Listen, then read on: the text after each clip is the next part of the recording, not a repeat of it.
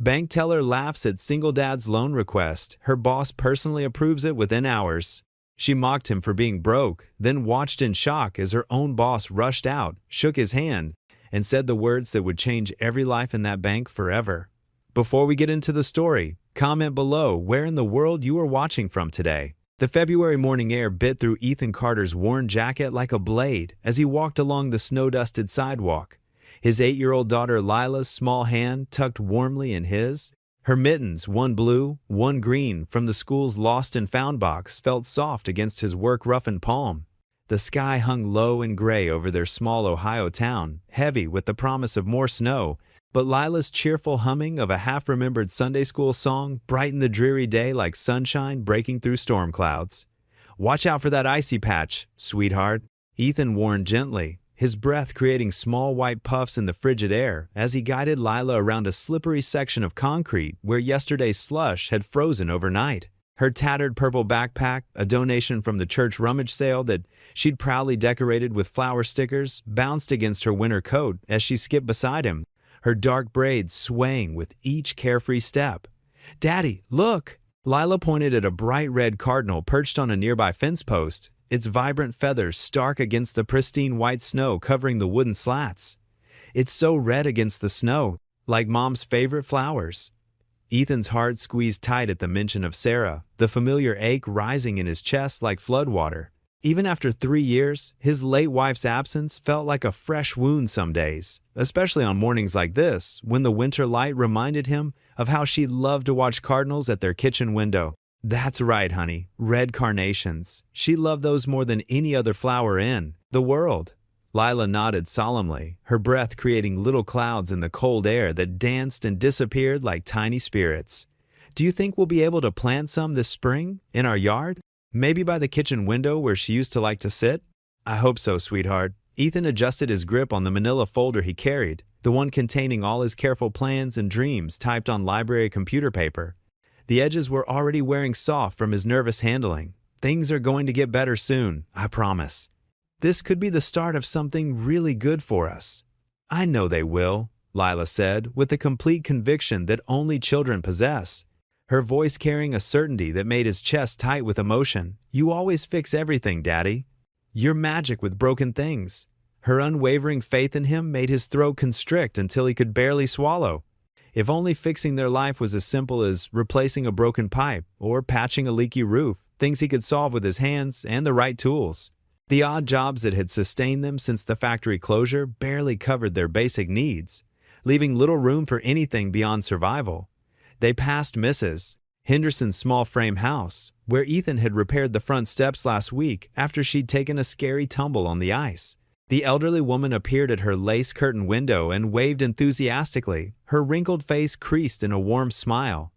Lila waved back with both hands, nearly losing her balance in her enthusiasm. "Mrs. Henderson told me yesterday that her friend, Mrs. Peterson, needs help with her garage door," Lila reported, importantly, puffing up with pride at being trusted with grown-up information. "It gets stuck every time she tries to open it. I told her you're the best at fixing things in the whole world." "That's very kind of you to say, Princess." Ethan smiled despite the worry gnawing at his stomach like a persistent hunger. Word of mouth. Jobs weren't enough anymore, not with Lila growing so fast and winter heating bills eating through their small savings. They needed something more stable, something that could give them a real future instead of just day-to-day survival. The elementary school came into view around the corner, its solid brick walls reassuring and permanent against the winter landscape. Other parents and children converged on the entrance from different directions, their conversations, creating a soft morning buzz that spoke of normal lives and predictable routines, things Ethan desperately wanted to give his daughter.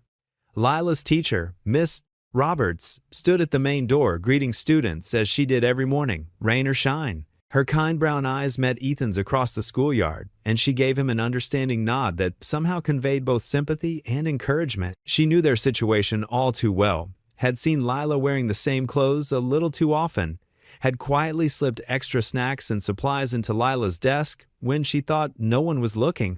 Teachers like her were angels walking the earth. "Have a great day at school, Princess." Ethan knelt down to Lila's level on the cold concrete, his knees protesting the movement after yesterday's roofing job.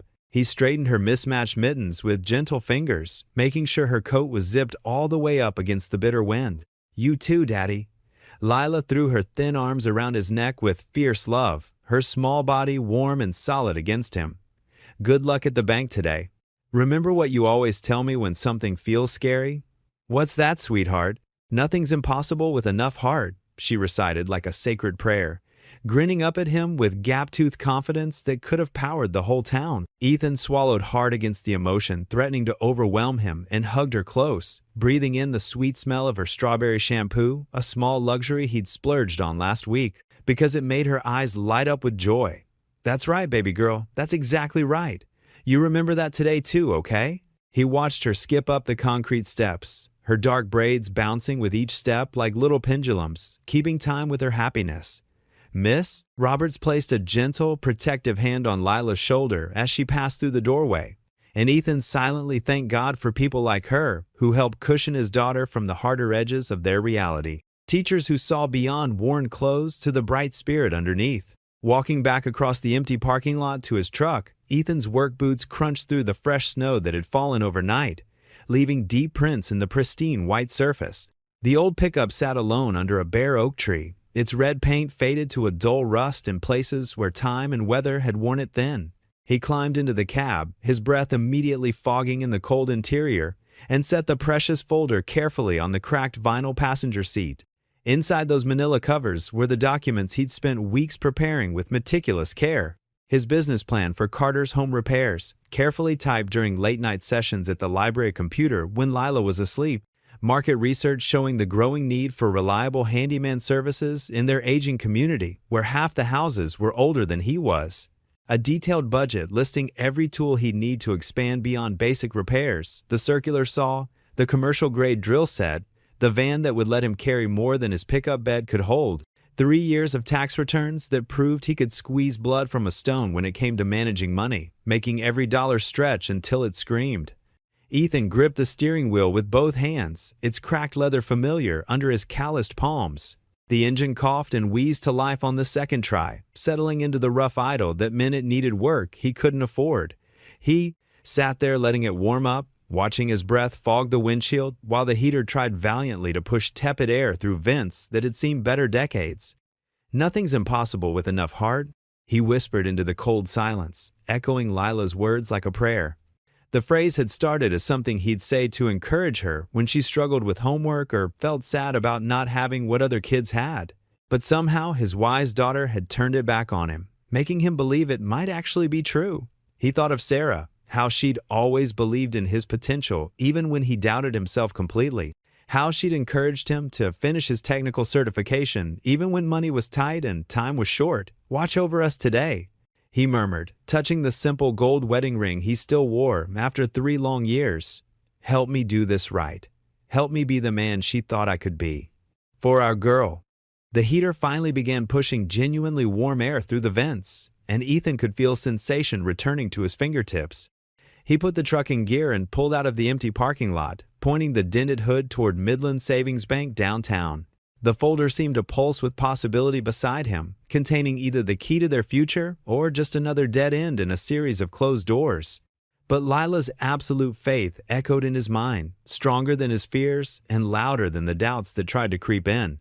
His daughter believed in him with the fierce certainty of someone who had never learned that the world could be cruel to people like them.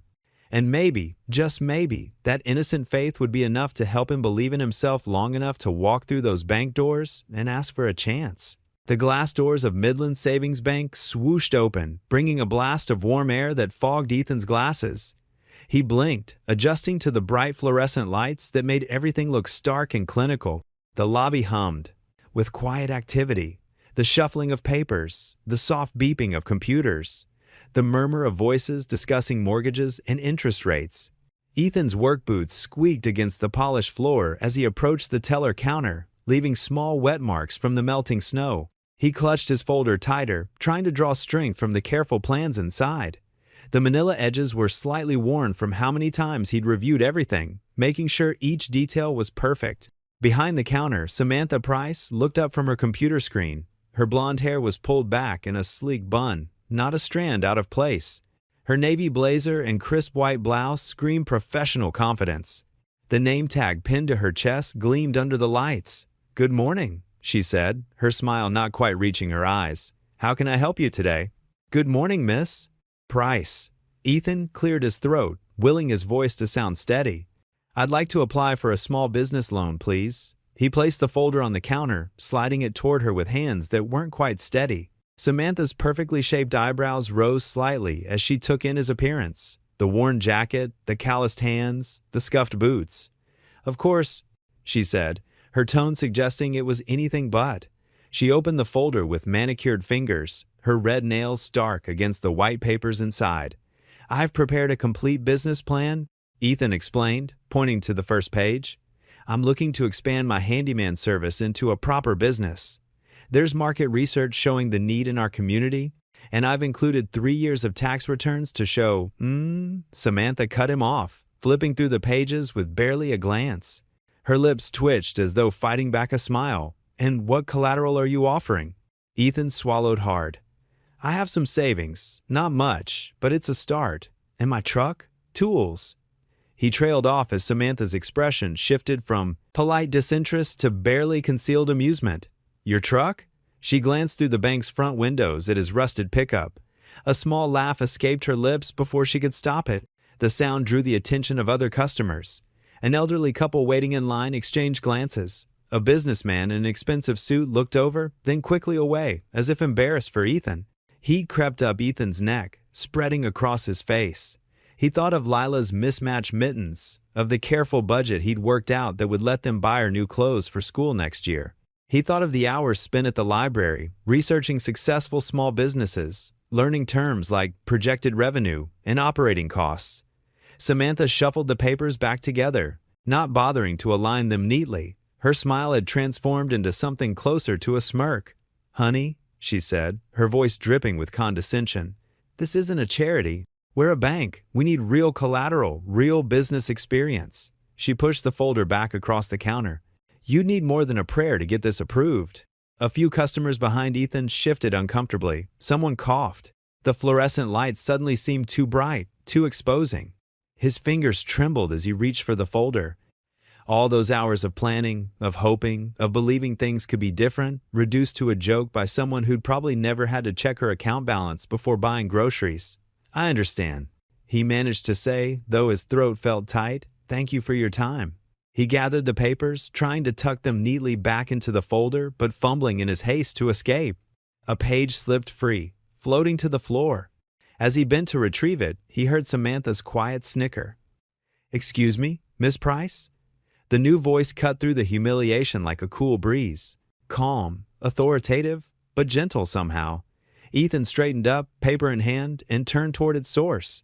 A woman in her early 60s stood near the manager's office. Her silver hair was styled simply but elegantly, and her eyes held a warmth that seemed out of place in the sterile bank environment. Her nameplate read, "Margaret Hayes, branch manager." "Could you bring those documents to my office, please?" Margaret's tone was pleasant but left no room for argument. Samantha's superior smile faltered. "Mrs. Hayes, I was just explaining to this gentleman that his application doesn't meet our basic requirements for the documents." "Miss Price." Margaret's voice remained kind, but something in it made Samantha's mouth snap shut. "Bring them to my office. Now, please."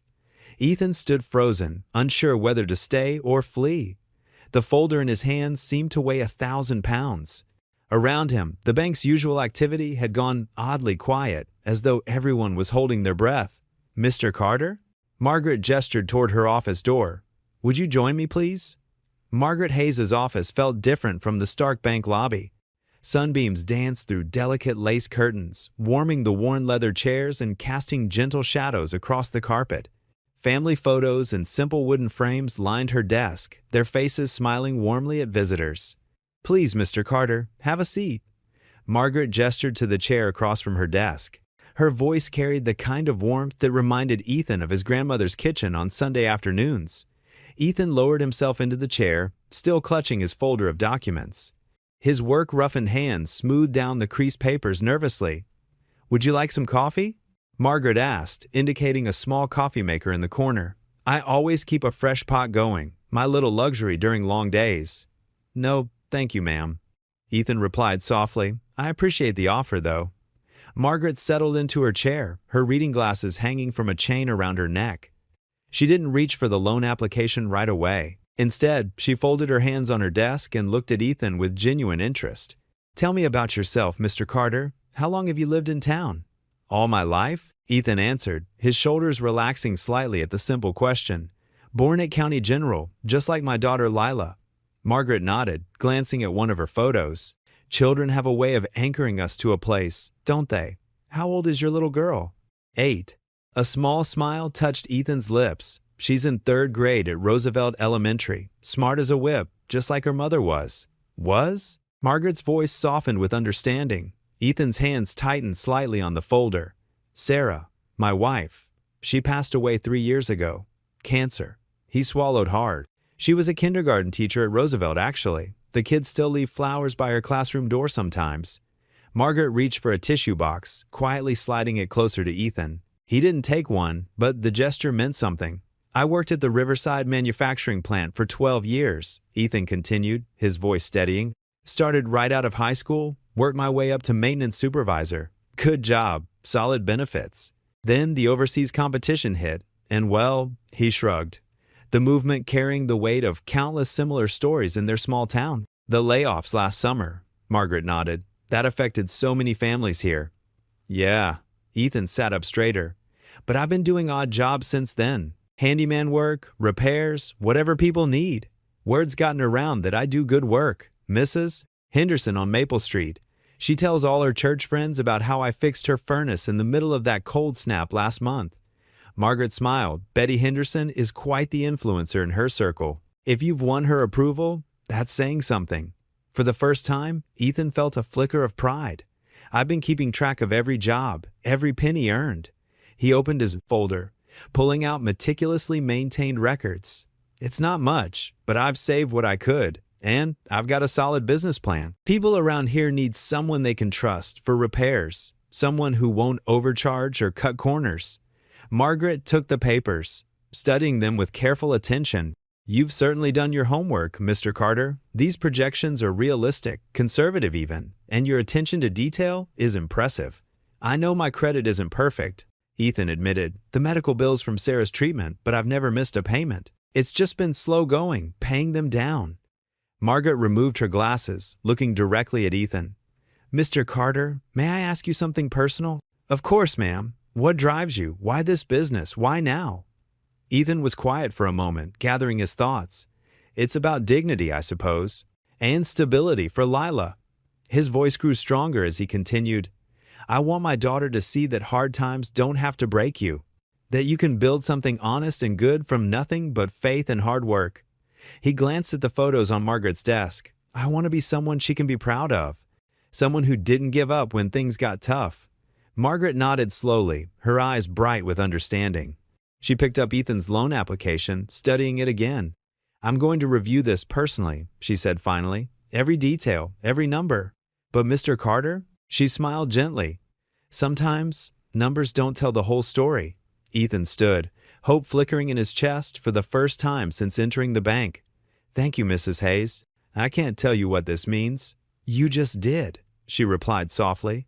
The kitchen was filled with the warm scent of toast and eggs as Ethan stood at the stove, carefully flipping an omelet for Lila's breakfast. Morning sunlight streamed through the small window above the sink, catching the steam rising from his coffee mug. The kitchen, though modest, was spotless, a testament to Ethan's dedication to providing a proper home for his daughter despite their struggles. "Is it almost ready, Dad?" Lila asked from the table, swinging her legs as she colored in her notebook. Her half-braided hair caught the light, reminding Ethan he still needed to finish fixing it before school. "Just about, sweetie. Let me get this." The phone's sharp ring cut through the peaceful morning routine. Ethan quickly moved the pan off the heat and reached for his cell phone, not recognizing the number.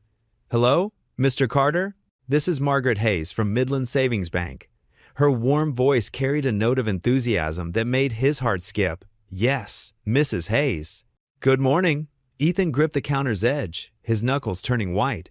"I have some news for you." There was a pause, and Ethan could hear papers shuffling. I've just finished reviewing your loan application, and I wanted to let you know personally, it's been approved. The kitchen seemed to tilt sideways. Ethan's legs went weak, and he dropped heavily into one of the wooden kitchen chairs. What? The loan has been approved, Mr. Carter. I've signed off on it myself. Margaret's voice was gentle, understanding the weight of her words. We can have the paperwork ready for you to sign this afternoon, if that works for you. Ethan tried to speak, but his throat had closed up. He felt something wet on his cheek and realized he was crying. Lila looked up from her coloring, concern crossing her young face. Daddy, are you okay? He nodded quickly, giving her a wobbly smile as he wiped his eyes with his free hand. Mrs. Hayes, I don't know what to say. You don't need to say anything, Margaret replied kindly. Just come by the bank at 2 o'clock, and we'll get everything finalized. Yes, ma'am. Thank you. Thank you so much. His voice cracked on the last word. After they hung up, Ethan sat there, staring at the phone in disbelief. Lila pushed back her chair and came around the table, wrapping her small arms around his neck. Why are you crying, Daddy? Ethan pulled her into a proper hug, lifting her onto his lap. Remember how I told you I was trying to start my own repair business? She nodded against his shoulder. Well, the nice lady at the bank is going to help us make that happen. Lila pulled back, her face lighting up. Really? You mean you can fix things for everybody now? That's right, sweetheart. He laughed, the sound full of relief and joy. And you know what else? This means we might be able to get you those new shoes you need. The sparkly ones? Her eyes went wide. We'll see about the sparkles? He chuckled, standing up and setting her back on her feet. But first, let's finish getting ready for school. Your omelet's getting cold. The rest of the morning passed in a blur.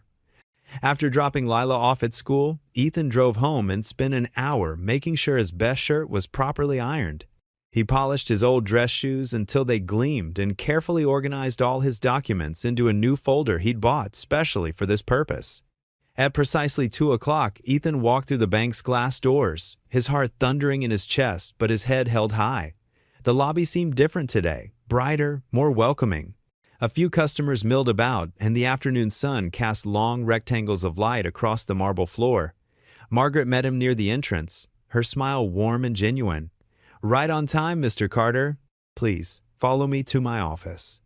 As they walked past the teller windows, Ethan caught sight of Samantha Price. She sat at her station, watching their passage with narrowed eyes and a tight-lipped frown. Her perfectly manicured nails tapped an irritated rhythm on her desk, but Ethan barely noticed. His focus was entirely on the future that was suddenly, miraculously, opening up before him. Margaret's office felt different too. Yesterday, it had seemed like a place of judgment, where his dreams would live or die. Today, it felt like a sanctuary of hope. She settled behind her desk and began laying out papers with practiced efficiency. Now, Mr. Carter, I'll need you to sign here, here, and here, she said, pointing to various marked spots on the documents. This indicates your acceptance of the loan terms we discussed, and this one acknowledges receipt of the funds, which will be deposited directly into your new business account.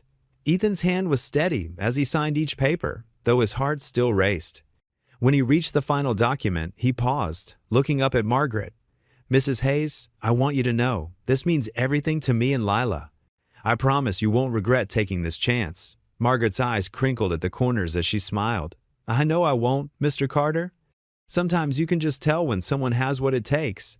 She accepted the last signed paper and stood, extending her hand. Now, go make us proud. Ethan grasped her hand firmly, noting how strong her handshake was despite her gentle demeanor. As he turned to leave, he caught Samantha's eye through the office window. Her frown had deepened, and she quickly looked away, shuffling papers on her desk with unnecessary force. But nothing could dim the light of this moment. Ethan walked out of the bank, documents tucked safely in his folder, feeling 10 feet tall. In his pocket, his phone buzzed, a text from Lila's after-school program reminding him of pickup time. He smiled, knowing that for the first time in a long while, he could tell his daughter with complete certainty that things were getting better. The February morning dawned crisp and clear as Ethan pulled his old pickup truck into the parking lot of Store All Storage on the outskirts of town. His breath made little clouds in the cold air as he filled out rental papers for the smallest unit they had, just big enough for his tools and a tiny workspace. The monthly fee would be tight, but it was a start. Unit 17B is all yours, Mr. Carter, the manager said, handing over a key attached to a plastic orange tag. It's not much, but it's clean and dry. Ethan nodded gratefully. That's all I need. He spent the next few hours at secondhand stores and pawn shops, carefully selecting used tools. Each purchase was a calculated decision, a reliable power drill here, a sturdy toolbox there. He checked every item thoroughly, testing switches and examining for wear. His years at the factory had taught him what quality looked like, even in used equipment. At Mike's Hardware, the owner recognized him from his factory days. "Heard you got yourself a loan to start up," Mike said, adjusting his glasses. "About time someone gave you a chance." "Margaret Hayes at Midland Bank," Ethan replied, testing the grip of a used hammer. "She believed in me." Mike nodded approvingly.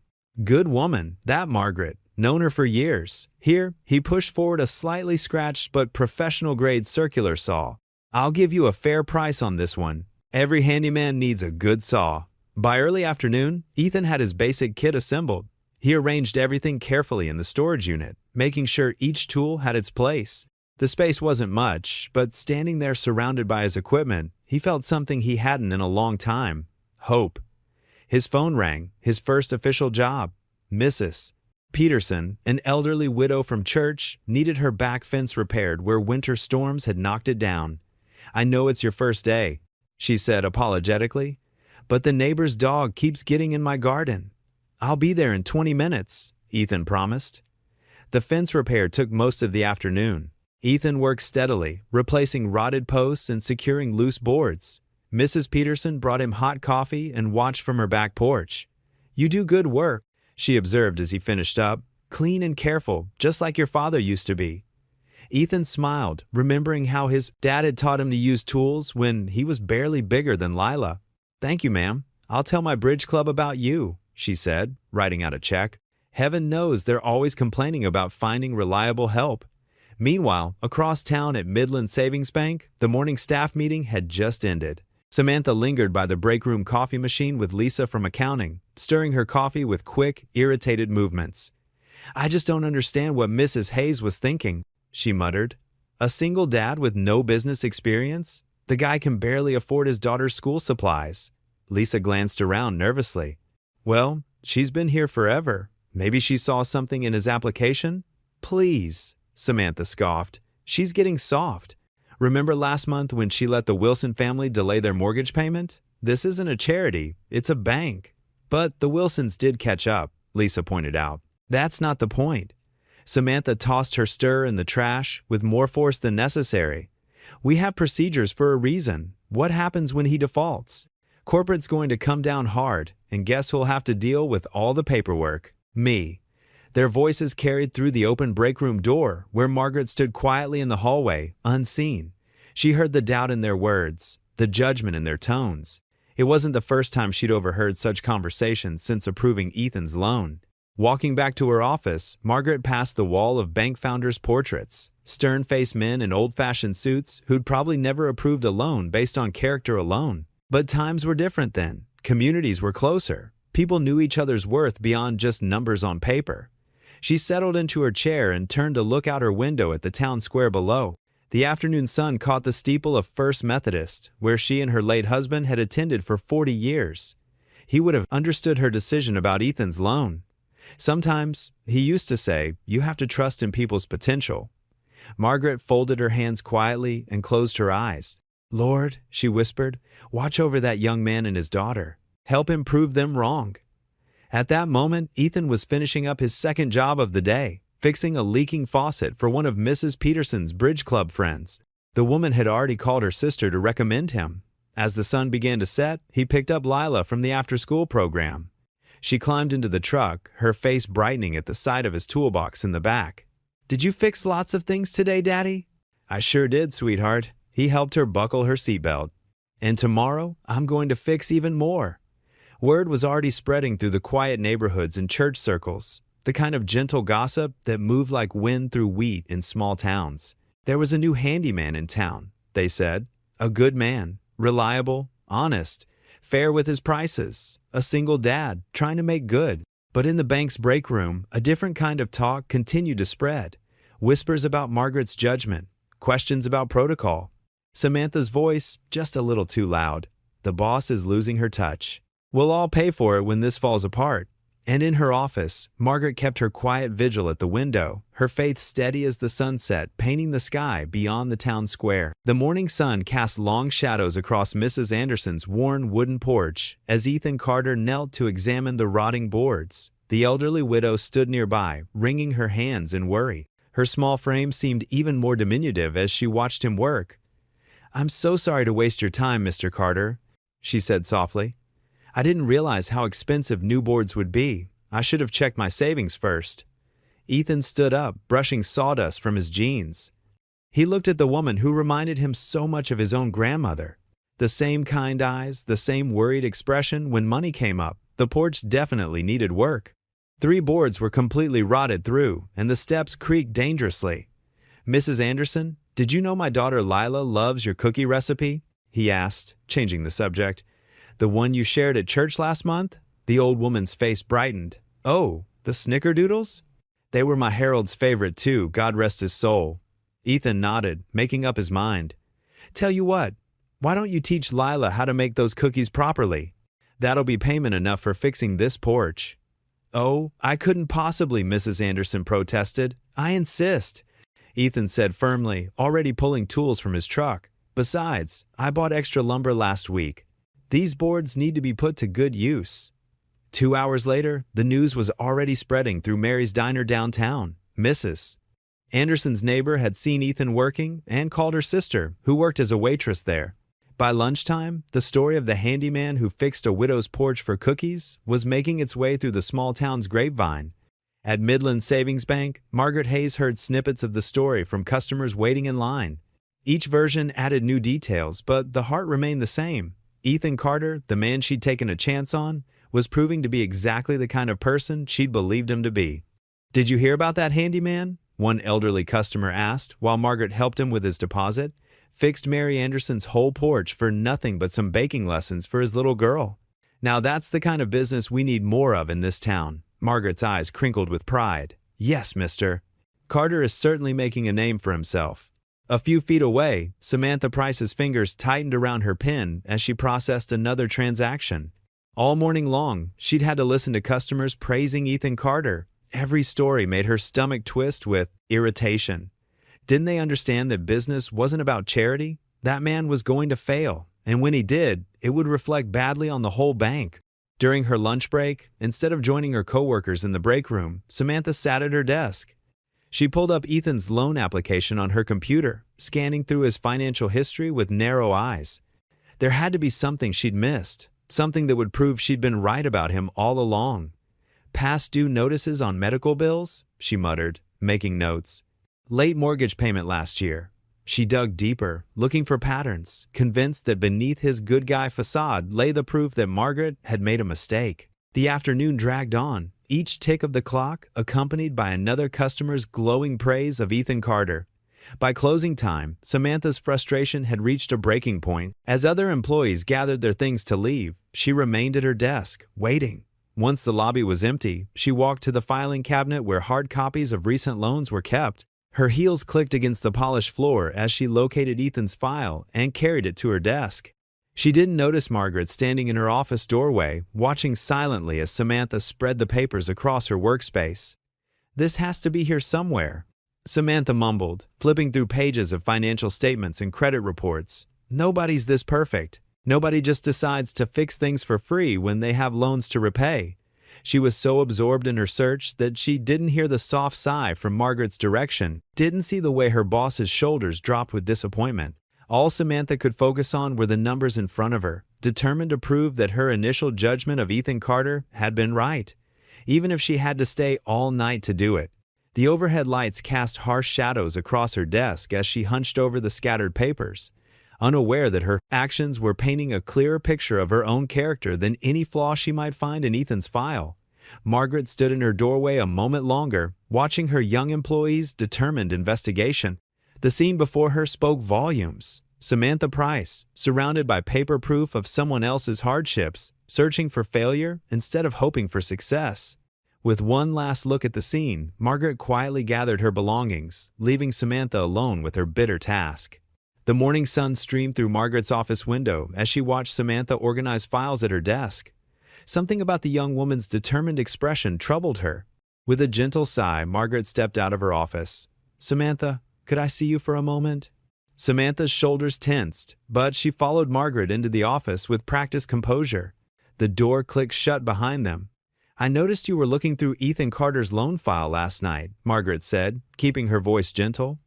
She gestured for Samantha to take a seat. "Yes, I was." Samantha straightened in her chair. "I was just checking on the bank's risk exposure.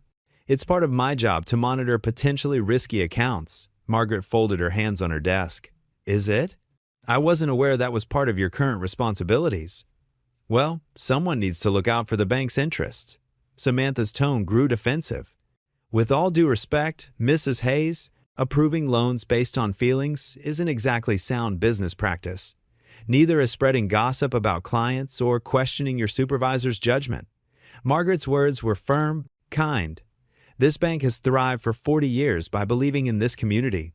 Sometimes that means looking beyond just numbers on a page. That's exactly the kind of thinking that gets banks in trouble." Samantha muttered, "We're not a charity." "No, we're not." Margaret leaned forward. "But we are neighbors helping neighbors. That's what small-town banking was built on. When I started here, my mentor taught me that character is the best collateral anyone can offer." Samantha's lip curled slightly. "That's very poetic, but it won't satisfy the auditors." "Samantha," Margaret's voice softened, "why does Ethan's success bother you so much?" The question caught Samantha off guard. She blinked rapidly, her perfectly maintained facade cracking for just a moment. It doesn't. I just think rules exist for a reason." "They do, but so does mercy." Margaret smiled sadly. "Be careful with gossip, Samantha. It has a way of hurting everyone it touches." Samantha stood up, smoothing her skirt. "If you'll excuse me, I have customers waiting." She left without another word, but Margaret noticed her hands were shaking slightly. Across town, the afternoon sun warmed the playground where Ethan pushed Lila on the swings. Her delighted giggles filled the air. "Higher, Daddy! I want to touch the clouds." "Not too high, Princess," Ethan laughed. "I don't want you flying away just when things are getting better." "Are they really getting better?" Lila asked, her feet kicking at the sky. Ethan's heart swelled with hope. "They really are, sweetheart. I've got 3 more jobs lined up this week. Mrs. Johnson even recommended me to her whole church group. Does that mean we can get ice cream?" "You know what? I think we can." Ethan caught the swing gently. "Come on, let's head home. It's almost sunset." They sat together on their small front porch later, sharing a melting ice cream cone and watching the sky turn brilliant shades of orange and pink. Lila had chocolate around her mouth, and Ethan couldn't remember the last time he'd felt so peaceful. His phone buzzed in his pocket. The number wasn't familiar. "Hello? Mr. Carter? This is David Mason from the Valley Tribune." The voice was friendly and professional. "I heard about your new business venture through Mrs. Johnson at First Baptist. We're doing a series on local comeback stories, and yours caught my attention." Ethan shifted in his chair. "Oh, I don't know if I'm really newspaper material." A single dad starting his own business to provide for his daughter? That's exactly the kind of inspiring story our readers love. We'd like to feature you in next week's Sunday edition, The Man Rebuilding His Dream. What do you think? Lila looked up at him with chocolate-stained curiosity.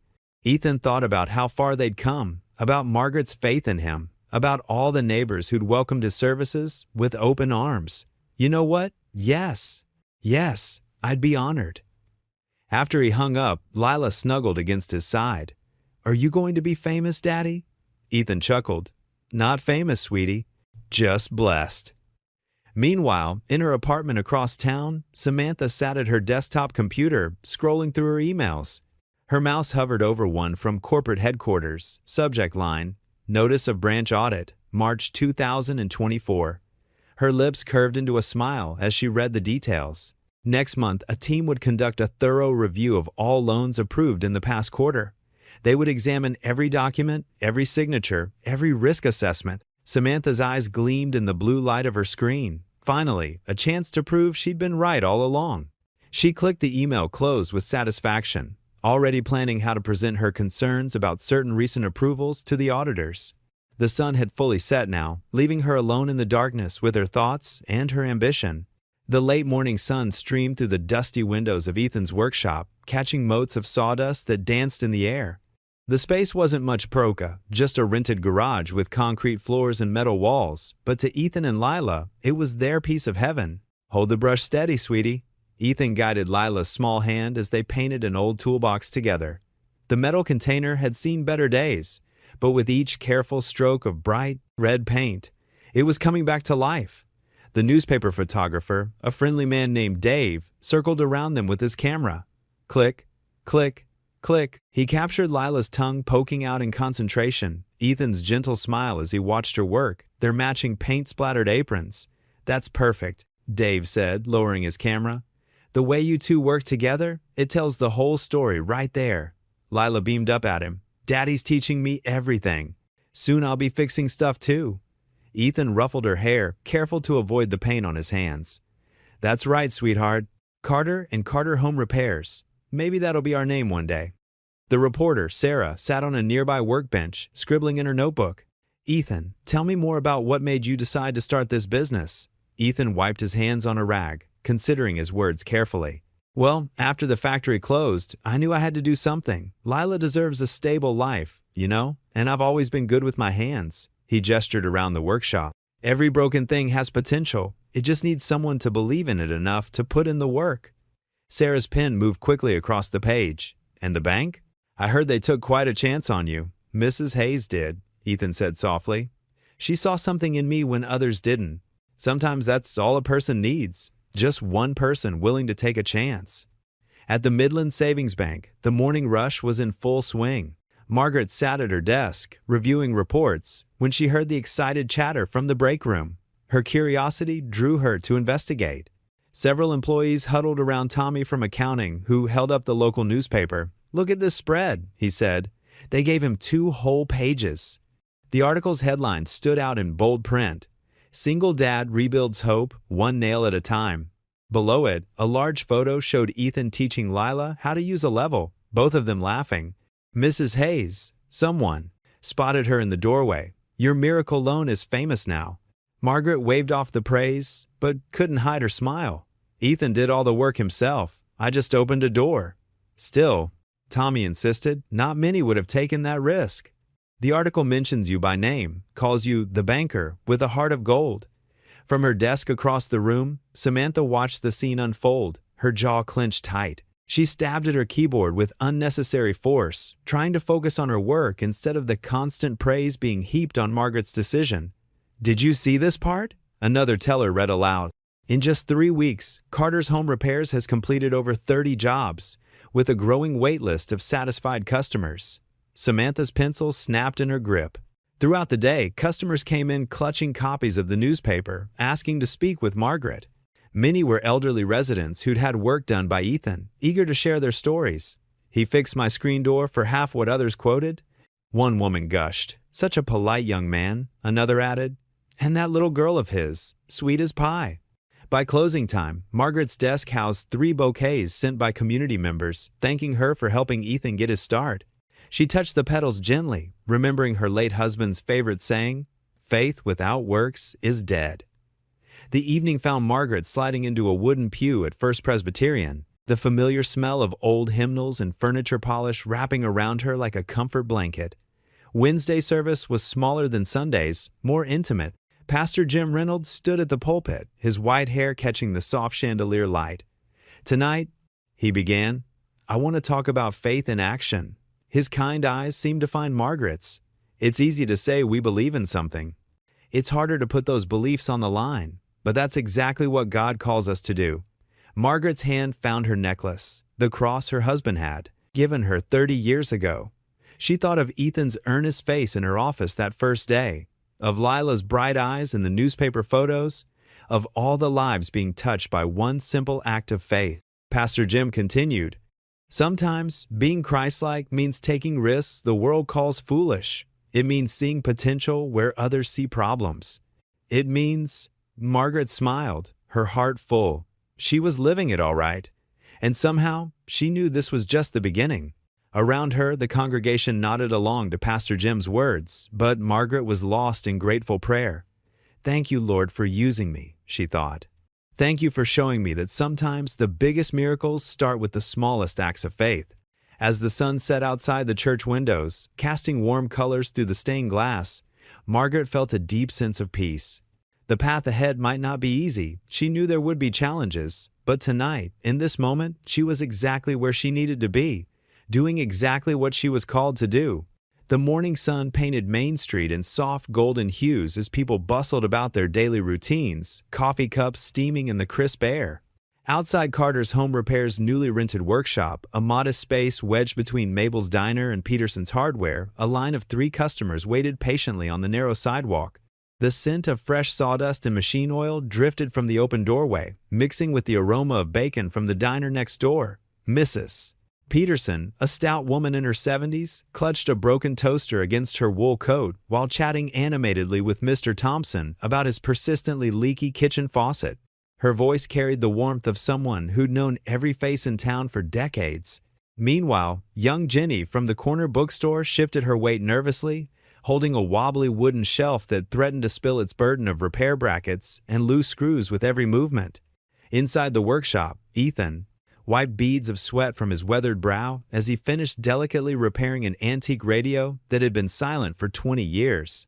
His calloused hands, scarred from factory work and roughened by honest labor, moved with the careful precision of someone who understood that some things, once broken, could never be replaced.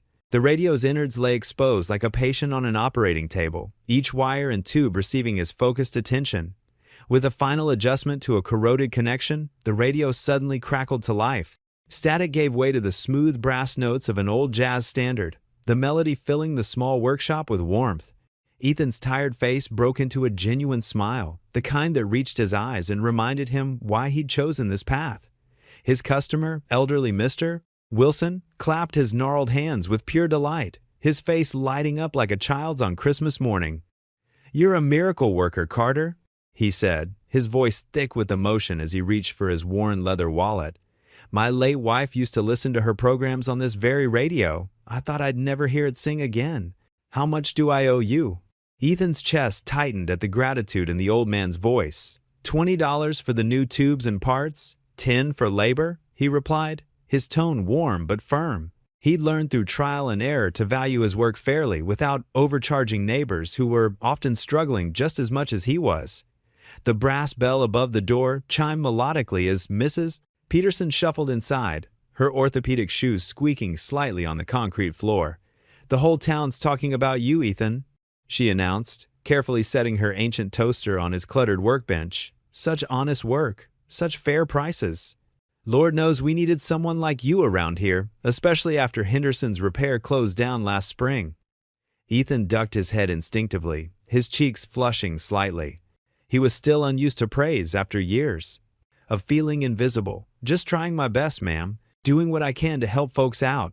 The warmth in his voice was genuine, but underneath lay the constant worry that gnawed at him, the fear that this fragile success could crumble as quickly as it had been built. Meanwhile, across town at Midland Savings Bank, the atmosphere was considerably less cheerful.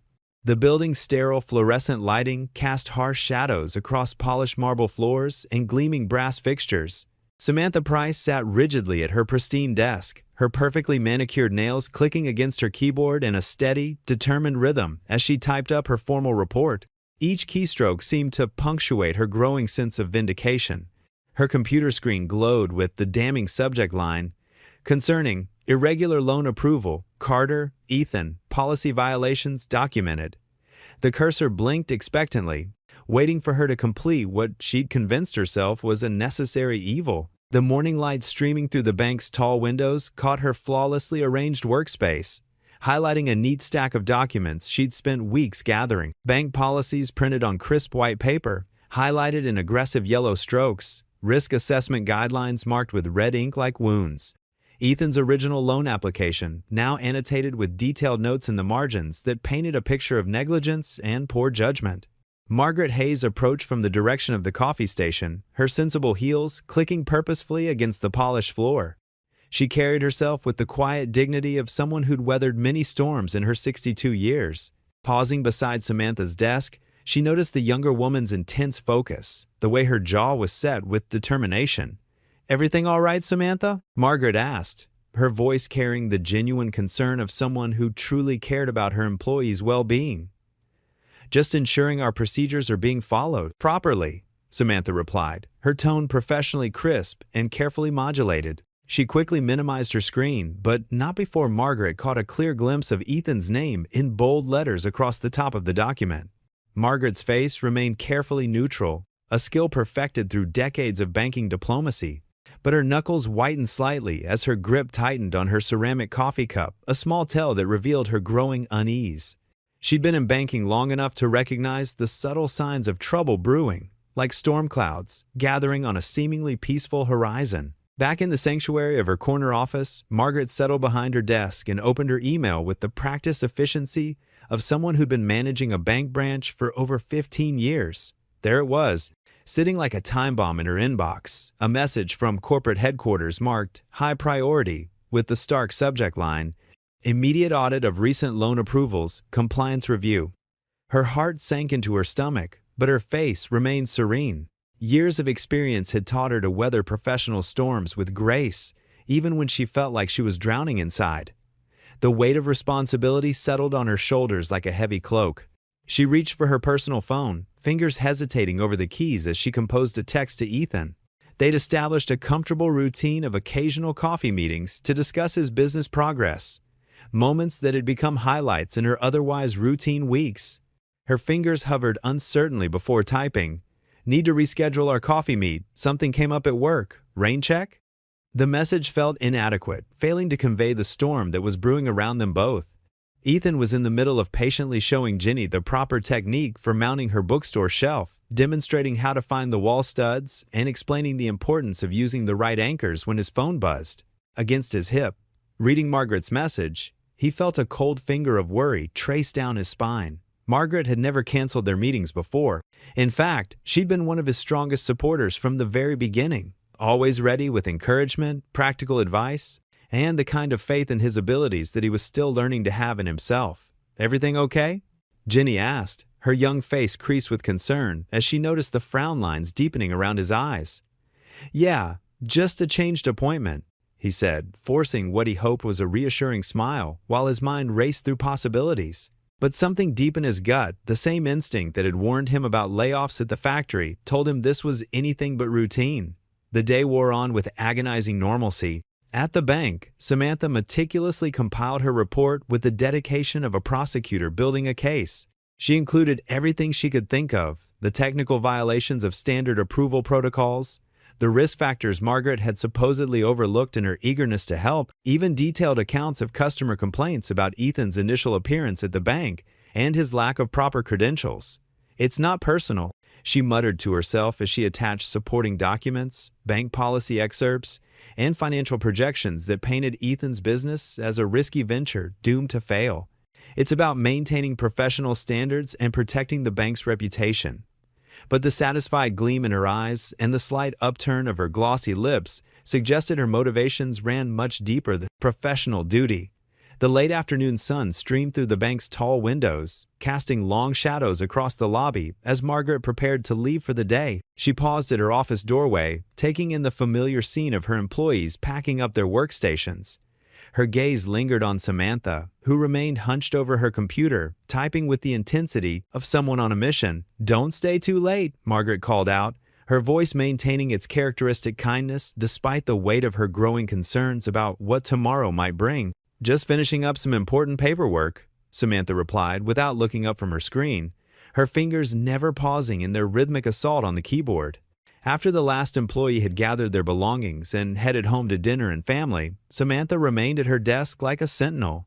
The cleaning crew arrived and methodically worked their way through the building, emptying trash cans and polishing surfaces while she continued her work. The security guard made his evening rounds, nodding politely as he passed her desk. Still, she typed on, refining her arguments and strengthening her case. Finally, as the building settled into its after-hours quiet, she sat back in her ergonomic chair and reviewed her completed work one final time. The document was thorough, professional, and damning. Every paragraph built upon the last, creating an inexorable case for immediate action. With a deep breath that felt more like a sigh of victory than relief, she positioned her cursor over the send button and clicked. The report whooshed away into cyberspace, carrying with it the potential to destroy 2 lives she'd grown to resent. The empty office around her hummed with the white noise of computers and climate control, filled with the antiseptic scent of cleaning supplies and the weight of what she'd just set in motion. Within minutes, her laptop chimed with the digital equivalent of a death knell, a new email notification appearing in her inbox. Subject: Audit Confirmation. Team arrival in 3 days. Prepare all documentation. Samantha's perfectly painted red lips curved into a satisfied smirk as she slowly closed her laptop, the click echoing through the empty bank lobby like the closing of a trap that had taken weeks to set. In the silence that followed, she gathered her belongings with the careful movements of someone who believed justice had finally been served. The Saturday morning sun painted golden streaks across the Veterans Center's weathered facade. Ethan Carter stood in the parking lot, his toolbox at his feet and his worn work gloves already on his hands. The old building's roof had been leaking for months, leaving water stains on the ceiling tiles inside where veterans gathered for coffee and companionship. "You really don't have to do this for free, son," said Bob Wilson, the center's elderly caretaker, his Vietnam veteran cap sitting proudly on his silver hair. Ethan smiled and shook his head. "They've done enough for us," he said, patting Bob's shoulder. "It's the least I can do." What happened next surprised everyone. Cars began pulling into the parking lot, one after another. People stepped out carrying tools, lumber, and supplies. Mrs. Jenkins from the flower shop brought work gloves. Tom from the hardware store arrived with a truck full of shingles he donated. Even Pastor Mike showed up in old jeans and a t-shirt, ready to work. Lila bounced around the growing crowd, her pigtails swinging as she set up a card table with plastic cups and a giant pitcher of lemonade. "Daddy," she called out, "I made signs." She proudly displayed her colorful posters that read, "Free lemonade for heroes helpers." Ethan's throat tightened with emotion as he watched more volunteers arrive. He hadn't expected this, hadn't asked for help, but here they were, dozens of townspeople ready to pitch in, turning his simple act of kindness into something bigger. "All right, folks," Ethan called out, finding his voice.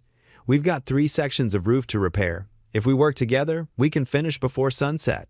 The volunteers organized themselves into teams. Some carried supplies up the ladder, others removed old shingles, and still others began repairs on the wooden underlayment.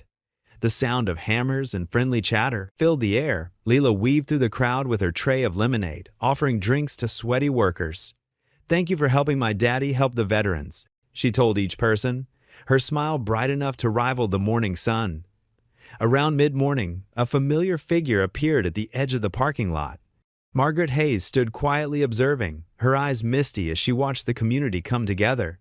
She wore casual clothes instead of her usual business attire, and her face showed pure pride as she watched Ethan direct the volunteer crews.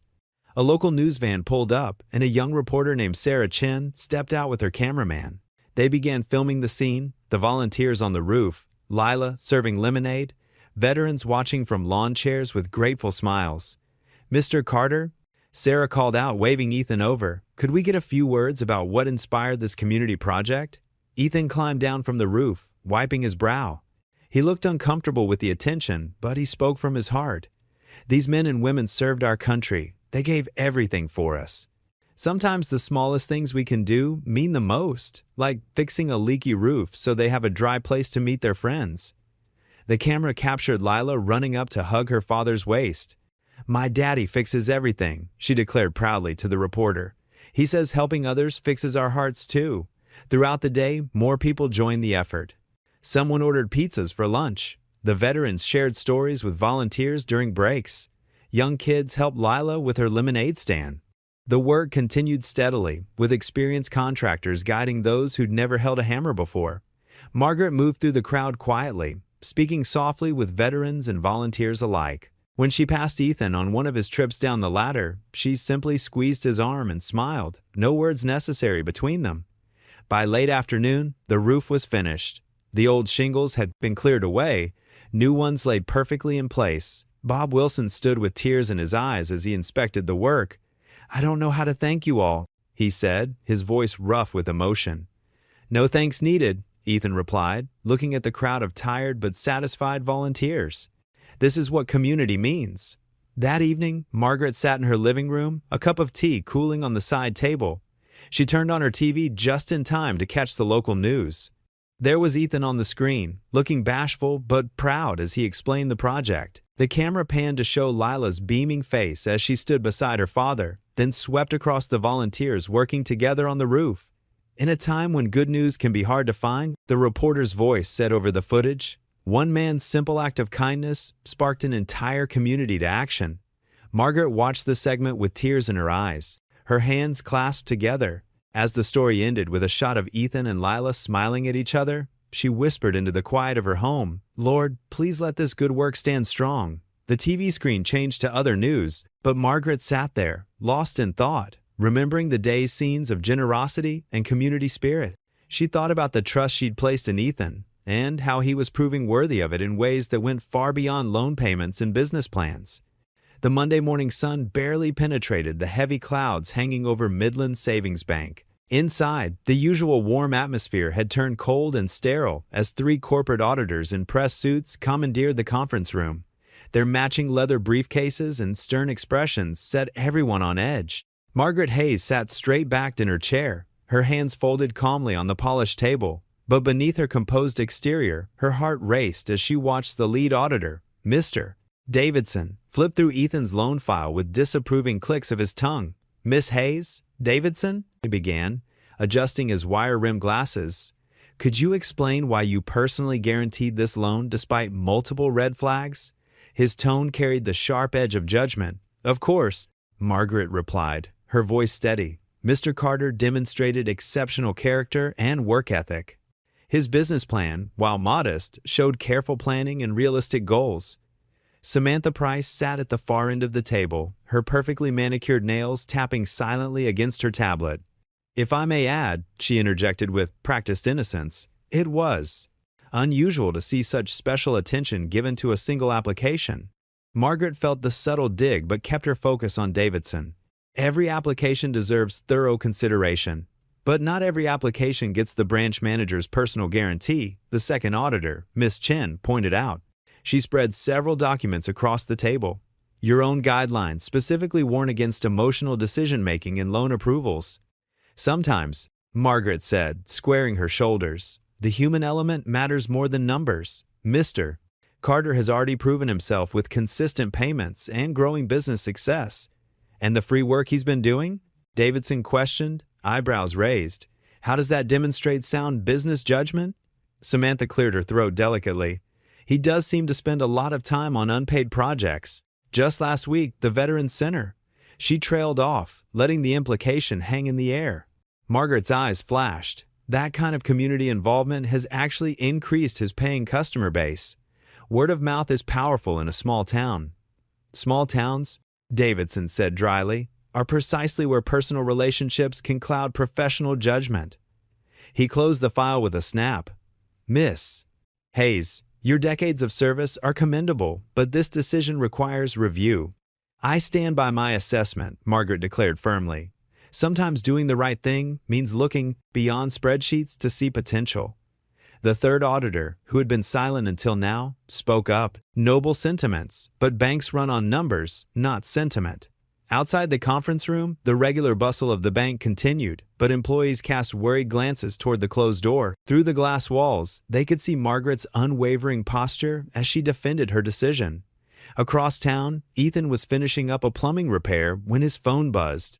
A text from his mail carrier. "Certified letter from the bank waiting at your house?" His stomach nodded. Certified mail rarely brought good news. He packed his tools quickly, trying to push down the rising anxiety. When he arrived home, Lila was already there with Mrs. Johnson, their elderly neighbor who watched her after school. The bright yellow envelope sat ominously on the kitchen counter. "Daddy!" Lila called out, running to hug him. "I got an A on my science project." Ethan hugged her back, forcing a smile. "That's wonderful, sweetheart." He nodded thanks to Mrs. Johnson as she gathered her things to leave. Once alone with Lila, Ethan stared at the envelope. His daughter sensed his tension and stood close, her small hand slipping into his. "Is everything okay, Daddy?" Ethan took a deep breath and opened the letter. His hands trembled slightly as he unfolded the official-looking document. "Dear Mr. Carter," he read aloud, his voice growing hoarser with each word. "This letter is to inform you that your small business loan, #257 to 859, is currently under review. All payments are temporarily suspended pending investigation." Lila squeezed his hand tighter. "What does that mean?" Ethan lowered the letter, meeting his daughter's worried eyes. He couldn't hide the shake in his hands, but he tried to keep his voice steady for her sake. "It means we might have some bumps in the road ahead, sweetie." "But your business is doing good," Lila protested. "Everyone says so. Even Mr. Wilson at the Veterans Center said you're the best handyman in town." The innocent pride in her voice made Ethan's chest ache. He pulled her close, the formal letter crumpling slightly in his grip. Through their kitchen window, he could see the used truck he'd bought with the loan money, the toolbox in its bed containing everything he'd built his fresh start upon. "Sometimes," he told Lila, echoing words Margaret had once said to him, "doing good work isn't enough. We have to be patient and keep faith." But as he held his daughter, the letter's cold bureaucratic language seemed to mock all his hopes for stability. Everything he'd worked so hard to build felt suddenly fragile, balanced on the edge of someone else's judgment. The bank's glass doors felt heavier than usual as Ethan pushed through them, his work boots leaving small traces of mud on the polished floor. The morning sun cast long shadows across the lobby, and the usual buzz of customers seemed muted today. His chest tightened when he saw Samantha at her usual spot, but she quickly looked away, busying herself with paperwork. "Mr. Carter?" Margaret's familiar voice called from her office doorway. "Please, come in." Inside her office, the morning light filtered through the lace curtains, but the warmth Ethan remembered from his first visit felt diminished somehow. Margaret's desk, usually neat and organized, was covered with stacks of papers and folders. "I got the letter," Ethan said, his voice barely above a whisper. He pulled the crumpled paper from his jacket pocket. "What does this mean for my business?" "For Lila?" Margaret gestured for him to sit down. Her eyes were tired, but her voice remained steady. "The audit team is reviewing all of my recent loan approvals. They're particularly interested in," she paused, choosing her words carefully, "cases where I may have exercised personal judgment over standard protocols. But I haven't missed a single payment," Ethan said, leaning forward in his chair. "I'm doing good work. People trust me now." "I know, Ethan." Margaret's hand moved instinctively to the cross pendant she wore. "And that's exactly why I approved your loan. I saw something in you that no spreadsheet could capture. Dedication, integrity, faith." Ethan's eyes burned with unshed tears. "I can't lose this, Margaret. Lila's finally proud of me again. She tells her friends at school that her daddy fixes things for people who need help." Margaret stood up and walked to the window, looking out at the bank's parking lot where Ethan's old truck sat among the newer vehicles. "I'm not giving up, Ethan. I've been at this bank for 27 years. My record speaks for itself, and I'm going to fight for you." "But what if, no what ifs?" Margaret turned back to face him, her expression determined. "Keep working. Keep helping people. Let me handle the audit team." Later that afternoon, as the sun began to set, Samantha sat at her desk, finishing up the day's transactions. The audit team had taken over the conference room down the hall, and their voices carried through the thin walls. "Did you see how she kept talking about faith and instinct?" One of the auditors laughed. "This isn't church, it's banking." "Hayes is probably past her prime," another added. "All that emotional decision-making. Maybe it's time for some fresh blood in management." Samantha's fingers froze over her keyboard. She glanced toward Margaret's office, where the older woman was still working, her desk lamp creating a warm glow in the growing darkness. For the first time, Samantha noticed how Margaret's shoulders seemed to carry an invisible weight. The laughter from the conference room continued. I mean, who approves a loan based on seeing something in someone's eyes? This isn't a Hallmark movie. Heat crept up Samantha's neck, but this time it wasn't from satisfaction. It was shame. She remembered her own mocking words to Ethan that first day, how she'd dismissed him without a second thought. She'd been so sure of herself, so convinced that her cynicism was just good business sense. Across town, Ethan worked by the light of his truck's headlamps, measuring boards for Mrs. Henderson's broken fence. The elderly woman had insisted on paying him, even though he'd offered to do it for free. "You've got a little girl to take care of," she'd said firmly, pressing the money into his hand. His fingers moved methodically, measuring twice before each cut. Lord, he whispered, his breath visible in the cool evening air. I know, you didn't bring me this far to let it all fall apart. He lined up another board. The familiar motion of hammer striking nail oddly comforting. Please help, Margaret. She risked everything to help me. The first drops of rain began to fall as Ethan gathered his tools, each one carefully cleaned and placed in its proper spot in his toolbox. He'd learned early on that taking care of his equipment meant it would take care of him. The sound of the raindrops on metal grew stronger as he closed the truck's tailgate. Above him, the sky rumbled ominously. Ethan paused, looking up at the darkening clouds. A brilliant flash of lightning illuminated the neighborhood, followed immediately by a deafening crack of thunder that seemed to shake the very ground. The morning dawned gray and cold, matching the heaviness in Margaret's heart as she packed her personal items into a cardboard box. Family photos, her favorite coffee mug, and the small cross that had hung behind her desk for 15 years, all carefully wrapped in tissue paper. The bank felt different today, colder somehow, as employees avoided eye contact while she cleaned out her office. Through the glass walls, she could see Samantha already settling into the manager's chair, arranging papers with quick, efficient movements. The younger woman's face was a mask of professional detachment, but there was a hint of discomfort in her posture. Mrs. Hayes? A security guard stood awkwardly in the doorway. I'm sorry, but I need to escort you out. Margaret nodded, her dignity intact despite the circumstances. Of course, Thomas. Just give me one more moment. She placed the potted plant Ethan had given her carefully on top of the box. As she walked through the lobby, several longtime customers stopped and stared. Mrs. Patterson, who'd been banking here for 30 years, reached out to squeeze her hand. This isn't right, Margaret. We all know it. Everything happens for a reason, Margaret replied softly, though her voice wavered slightly. Across town, Ethan stood in his empty storage unit, staring at the bare shelves where his tools had been. The repossession team had been thorough, taking everything from his power drills to the toolbox he and Lila had painted together. The only things left were a few personal items they couldn't legally take, photos of his late wife, Lila's drawings taped to the wall, and the newspaper article that had once seemed like such a blessing. His phone buzzed with another canceled job. That made 5 today. Word spread fast in small towns, and not always kindly. The same people who'd praised his work now wondered aloud if there had been something suspicious about his loan after all. Walking home, Ethan passed the veteran center where he'd fixed the roof just days ago. Old Mr. Jenkins, the center's director, was outside sweeping the steps. When he saw Ethan, he quickly turned away, pretending to be absorbed in his task. The rejection stung, but nothing prepared him for what waited at home. Lila sat at their small kitchen table, her math homework untouched in front of her. Her usually bright eyes were clouded with worry, and she'd been biting her lower lip, something she only did when deeply troubled. Tommy's dad at school said, "We're in trouble," she said without preamble. He said the bank is taking everything because... She hesitated, her young face scrunched in confusion. Because we cheated? Daddy, did we do something wrong?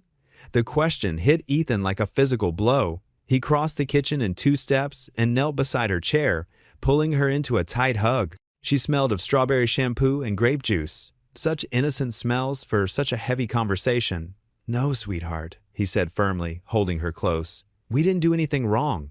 Sometimes grown-ups get things mixed up, and they need time to figure out the truth.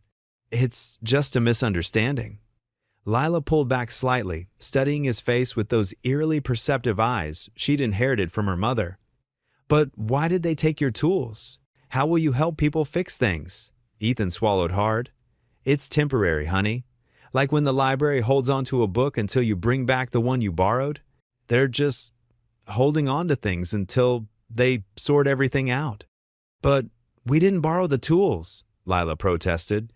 You bought them with the money the nice lady at the bank gave you. Mrs. Hayes, Ethan corrected gently. And yes, that's true. But sometimes things get complicated in ways that are hard to explain. Lila's lower lip trembled. Is Mrs. Hayes in trouble because of us? No, sweetie. Mrs.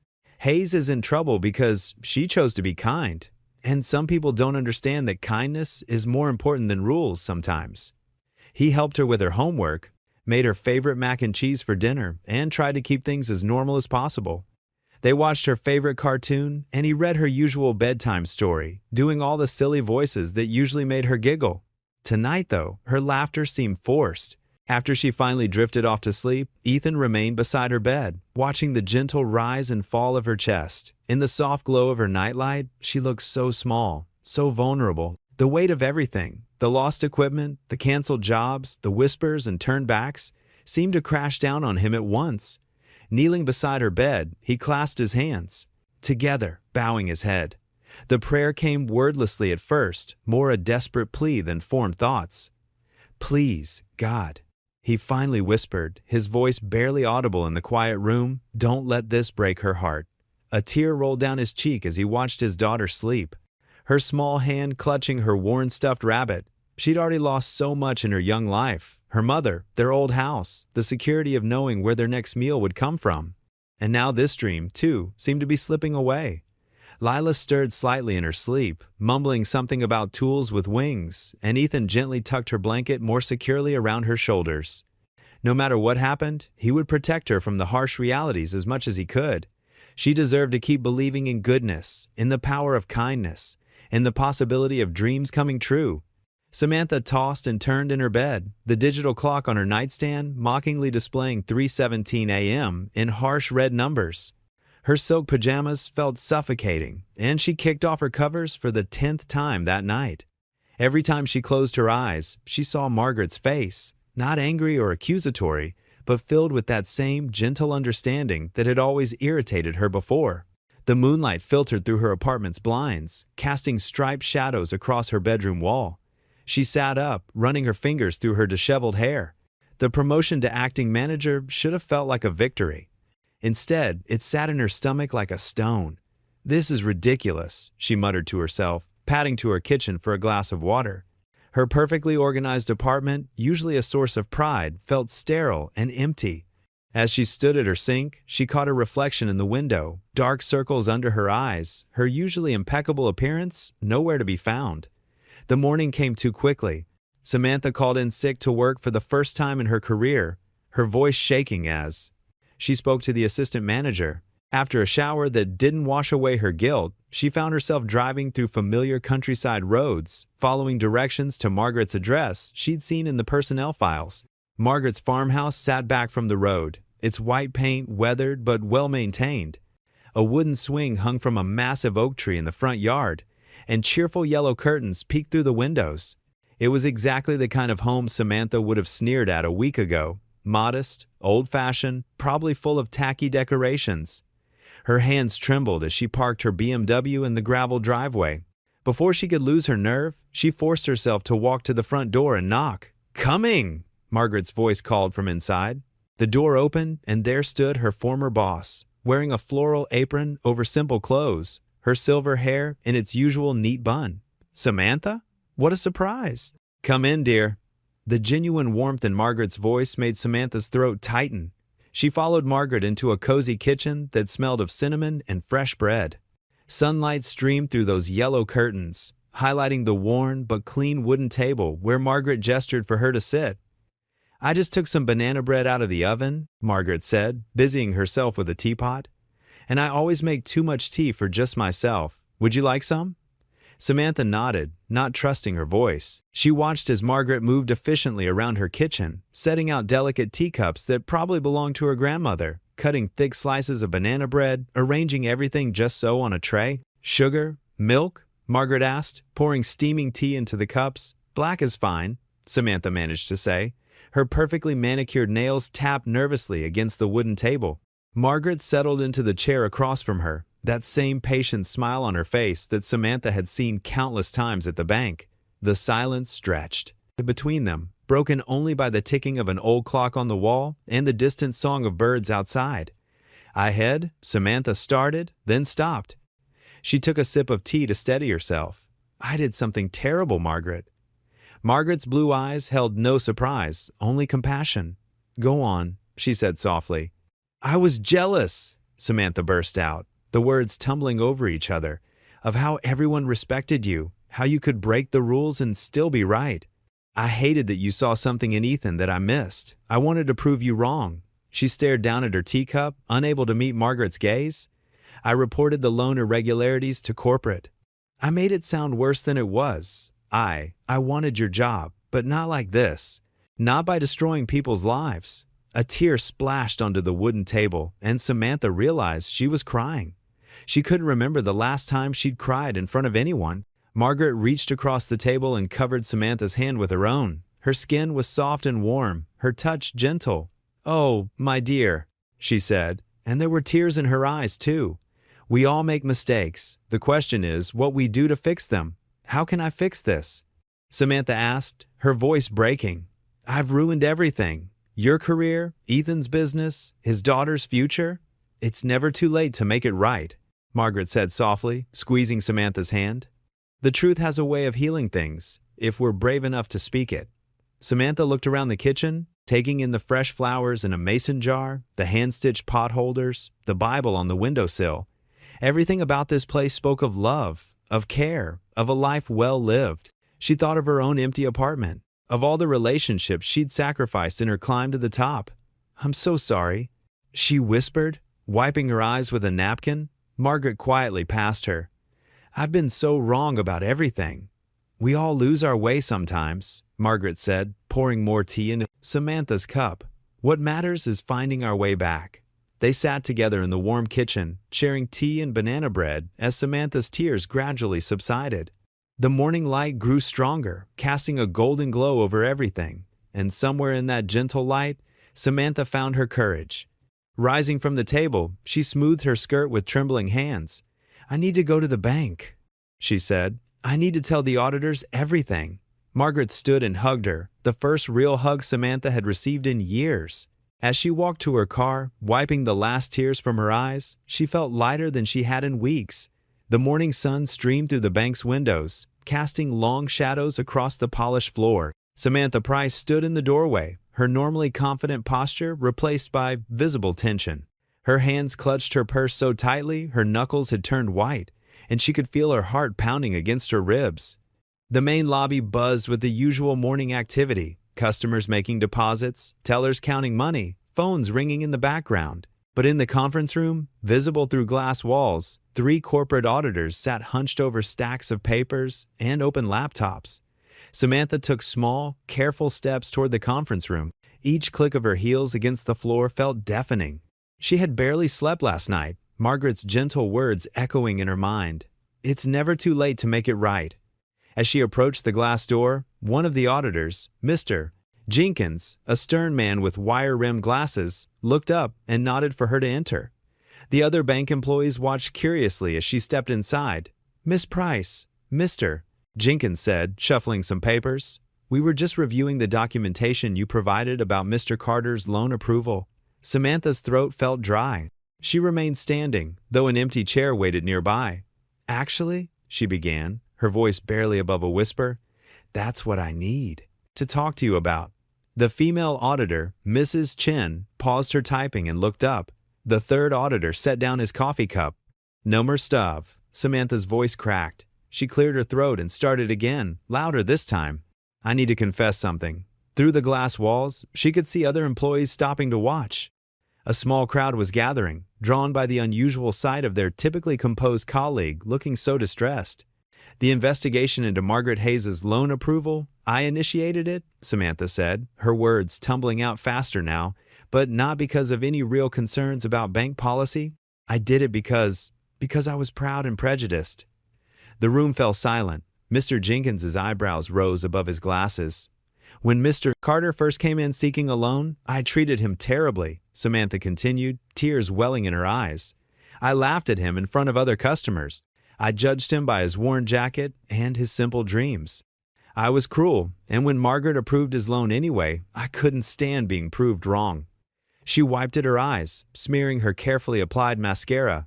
"I started digging through his file, looking for problems. I made subtle comments to undermine trust in Margaret's judgment. I wanted to prove she'd made a mistake, not because I cared about the bank's interests, but because I couldn't admit that I had been wrong about him." Through the glass, she could see more people gathering. The bank's regular business had nearly ground to a halt as employees and customers alike watched the scene unfolding in the conference room. "Margaret Hayes is an excellent manager who saw something I was too blind to see," Samantha said, her voice growing stronger. She saw a good man trying to build a better life for his daughter. She saw character where I only saw class. She understood that sometimes humanity matters more than numbers on a page.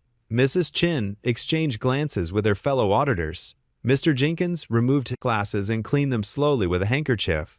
"I'm begging you to forgive my actions," Samantha continued, now addressing everyone in and outside the conference room. "Margaret doesn't deserve to lose her position. Mr. Carter doesn't deserve to lose his business. They're both good people who did nothing wrong. I'm the one who acted improperly, and I'll accept whatever consequences come from my confession." The silence that followed felt endless. Samantha could hear her own heartbeat, could feel dozens of eyes staring at her. Some faces showed shock, others disappointment, and a few, to her surprise, showed something like respect. Mr. Jenkins finally broke the silence. "This is highly irregular, Miss Price." He glanced at his fellow auditors. "We'll need to document this statement and revise our findings accordingly." "I understand," Samantha said quietly. "I've prepared a written statement as well." She reached into her purse with trembling hands and pulled out several typed pages. "It details everything I've just said, plus the specific ways I attempted to influence this investigation. I'm ready to sign it in front of witnesses." As she placed the papers on the conference table, a soft murmur rose from the crowd outside. Through the glass, she could see people whispering to each other, some already pulling out phones. The news spread through the small town's grapevine at lightning speed. At Carter's Home Repairs, Ethan was replacing a kitchen faucet when his customer, Mrs. Thompson, burst into the room with her phone in hand.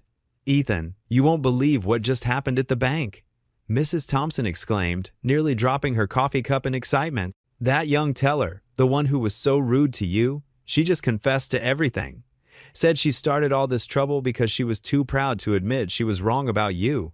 Ethan straightened up from under the sink, his expression a mixture of confusion and disbelief. He wiped his hands on a rag, trying to process what he was hearing. "Samantha Price?" he asked, remembering all too well the sting of her mockery that first day. "She confessed?" Mrs. Thompson nodded eagerly. "Right in front of everyone. Said Margaret Hayes was right about you all along, and that she, Samantha, was the one who'd done wrong. Can you believe it?" Ethan leaned against the counter, stunned. After everything that had happened, the equipment, seizure, the suspended loan, the whispers around town, this was the last thing he'd expected. The possibility that things might turn around, that his dream might not be over after all, seemed almost too much to hope for. That afternoon, sunlight streamed through the windows of Pete's Diner as regular customers huddled around tables, their coffee growing cold. Mary Thompson, the elderly widow whose porch Ethan had fixed for free, tapped her pen against a piece of paper. "We can't just sit here and let this happen," she declared, her weathered hands smoothing out the letters she'd been writing. "That young man gave me back my independence when he fixed my porch. Wouldn't take a dime for it either." Around her, heads nodded in agreement. Tom Weber, the hardware store owner, pulled out his phone, already posted about it on the community Facebook page. "You wouldn't believe how many people are sharing their stories about Ethan's work." At another table, Sarah Chin, whose leaky roof Ethan had repaired during last month's storms, typed furiously on her laptop. "I'm writing to the bank's regional office. Margaret Hayes saw something in Ethan that went beyond numbers on a page. That's exactly the kind of person we need making decisions in this town." The bell above the diner's door chimed as Commander Jack Phillips from the Veterans Center walked in, his face set with determination. The conversations hushed as he cleared his throat. "Just got off the phone with the center's board," he announced. "We're calling an emergency community meeting. Tonight at 7. That roof repair Ethan did for us saved us thousands of dollars we didn't have. It's our turn to step up for him." The diner buzzed with renewed energy. Betty, the waitress, started passing out blank papers to anyone who wanted to write a letter of support. Outside, people were stopping on the sidewalk to read the hastily made signs in the diner's window. "Community meeting tonight. Support Ethan Carter and Margaret Hayes." At the Veterans Center, volunteers arranged folding chairs in neat rows. The old building, with its fresh repairs still visible on the roof, seemed to stand a little prouder. Commander Phillips set up a table near the entrance with a petition already bearing dozens of signatures. "Margaret Hayes believed in second chances," he muttered as he straightened the papers. "Well, this town believes in them too." By 6:30, cars filled the parking lot. Inside, the wooden floors creaked under the weight of what seemed like half the town. Mrs. Thompson sat in the front row, clutching her letter. Tom Weber helped set up a projector to display some of the social media posts, pictures of Ethan working, stories of his kindness, memories of Margaret's quiet wisdom at the bank. Lila held her father's hand as they walked toward the building. She wore her best dress, the one she usually saved for church. Ethan had combed his hair neatly and put on his only tie, though his hand shook slightly as he adjusted it. "Look, Daddy," Lila whispered, pointing at the crowd gathering outside the entrance. "All these people came for us?" Ethan squeezed her hand, unable to speak past the lump in his throat. As they approached, Commander Phillips stepped forward to greet them. "Ethan," he said warmly, "we've got something to show you." Inside, the meeting room was packed. People stood along the walls, their faces familiar from countless repair jobs and friendly conversations. Mrs. Thompson waved from her seat, and Tom Weber gave him a thumbs up from near the projector. Commander Phillips guided them to 2 chairs reserved in the front row. On the screen above, images cycled through, Ethan fixing Mrs. Thompson's porch, working on the Veterans Center roof, teaching local kids basic tool safety at the summer fair.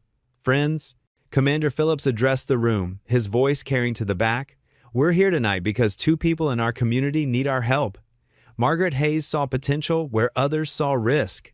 Ethan Carter proved her right with every nail he hammered and every roof he fixed." The crowd murmured in agreement. He held up a thick stack of papers. "We have here over 200 signatures demanding the bank reinstate Margaret Hayes and restore Ethan's loan. But more than that, we have stories. Mrs. Thompson, would you like to start?" The elderly widow stood slowly, unfolding her letter with careful hands. "When my porch was falling apart, I couldn't even get my mail without fear of falling. Contractors wanted thousands I didn't have. Then Ethan showed up one morning with his tools and a smile. He worked through his lunch break to fix it, and when I tried to pay him, he just said, 'Your chocolate chip cookies are payment enough.'" More stories followed. The young couple whose nursery Ethan had childproofed at cost. The school janitor whose broken water heater Ethan replaced on a Sunday evening. Each tale drew nods and voices of support. Sarah Chin stood up, her laptop open. "I've been collecting these stories online. Over 50 people have written in just today. The bank needs to see that their numbers can't measure the impact of kindness and hard work." Commander Phillips raised his voice over the growing excitement. "We're sending these letters and signatures to the bank's regional office tonight. But more than that, we're showing them what community really means." Lila tugged on her father's sleeve. "See, Daddy, they all know you're a good person, just like Miss Margaret said." Ethan looked down at his daughter, then around at the room full of familiar faces.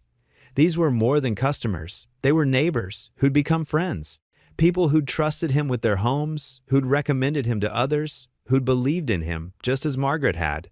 The crowd broke into spontaneous applause, some standing, others calling out words of encouragement.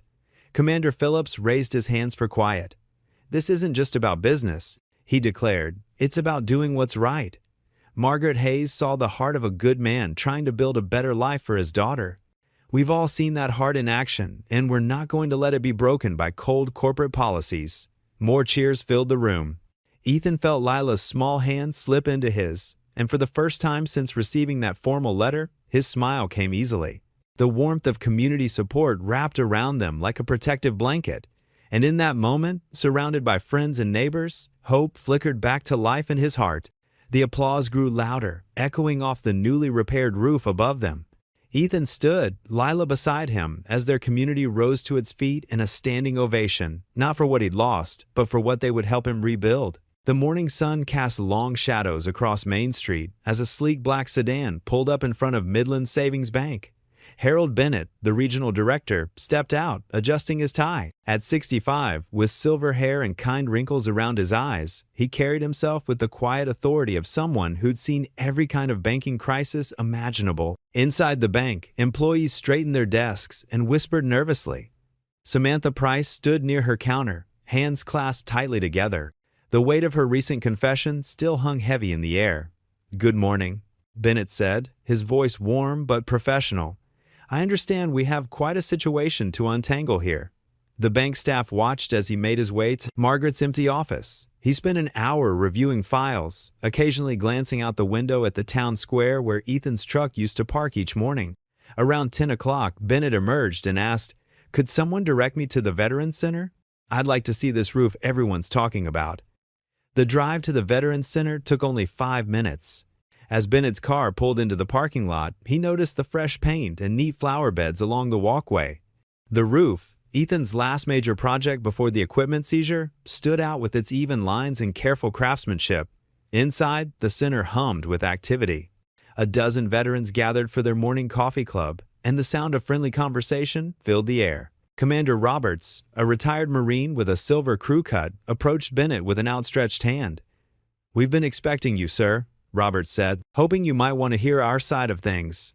Bennett nodded, taking in the clean, well-maintained space. "I'm all ears, Commander." For the next hour, veteran after veteran stepped forward to share stories about Ethan Carter. They spoke of his careful work, his fair prices, and most importantly, his character. A World War II veteran named Frank, leaning on his cane, described how Ethan had fixed his porch steps for free when he couldn't afford the repair. "That young man," Frank said, his voice thick with emotion, "he reminded me of the boys I served with. Quiet strength, does what needs doing without making a fuss." Bennett listened intently, taking notes in a small leather notebook. He asked thoughtful questions about timing, quality, and follow-through, but mostly, he just listened. Around noon, several townspeople arrived, having heard the regional director was visiting. Sarah from the diner brought coffee and sandwiches. The mayor's wife stopped by with photo albums showing the center before and after Ethan's work. Each person had a story to tell about, either Ethan's work ethic or Margaret's wisdom in giving him a chance.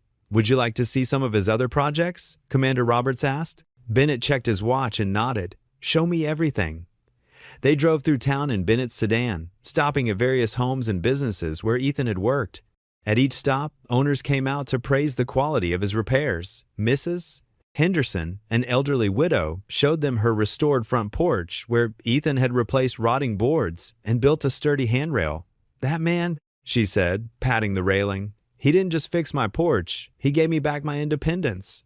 Their final stop was Ethan's workshop, now locked and empty since the equipment seizure. Through the windows, they could see the neat organization systems he'd built, the carefully labeled storage bins, and a child-sized workbench where Lila used to help sort nails. Bennett stood for a long moment, hands in his pockets, studying the space. A Carter's Home Repairs sign hung slightly crooked on the wall, its fresh paint now gathering dust. "Tell me about Margaret Hayes," Bennett said suddenly, turning to Commander Roberts. "Best thing that ever happened to this bank," Roberts replied without hesitation. "She sees people, not just numbers." "When my wife passed, Margaret helped me sort out all the paperwork. Spent hours after closing time getting everything in order." Bennett nodded, making another note in his book. They drove back to the Veterans Center, where more townspeople had gathered. Someone had set up a display of before and after photos showing Ethan's work around town. Looking at the transformation of the center's roof, Bennett ran his hand along the new guttering. "Quality work," he murmured. "Attention to detail." He turned to face the gathered crowd, his expression thoughtful. "In 30 years of banking, I've learned that numbers tell an important story," he began. "But they don't tell the whole story. Sometimes," he paused, looking around at the earnest faces before him, "sometimes faith is just good business." A hopeful murmur ran through the crowd.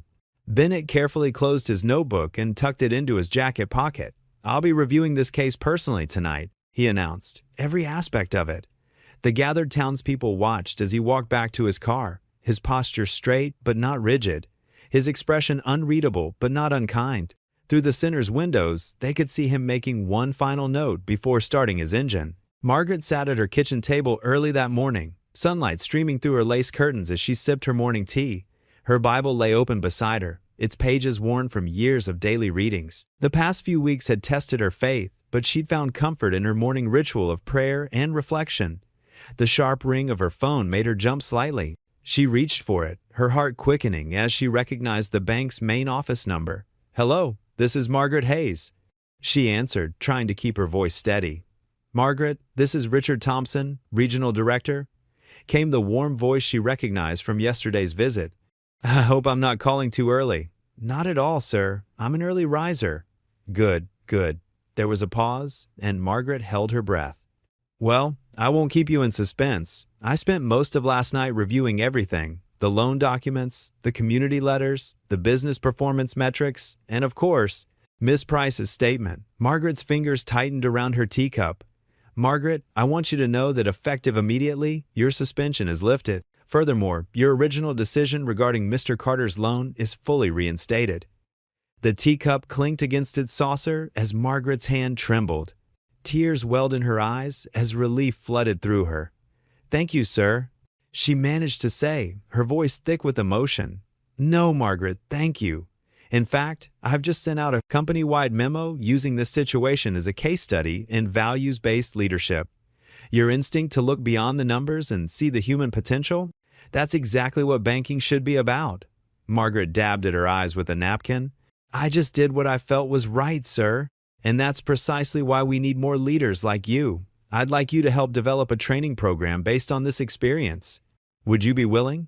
Of course, Margaret replied, thinking of all the other Ethans out there who just needed someone to believe in them.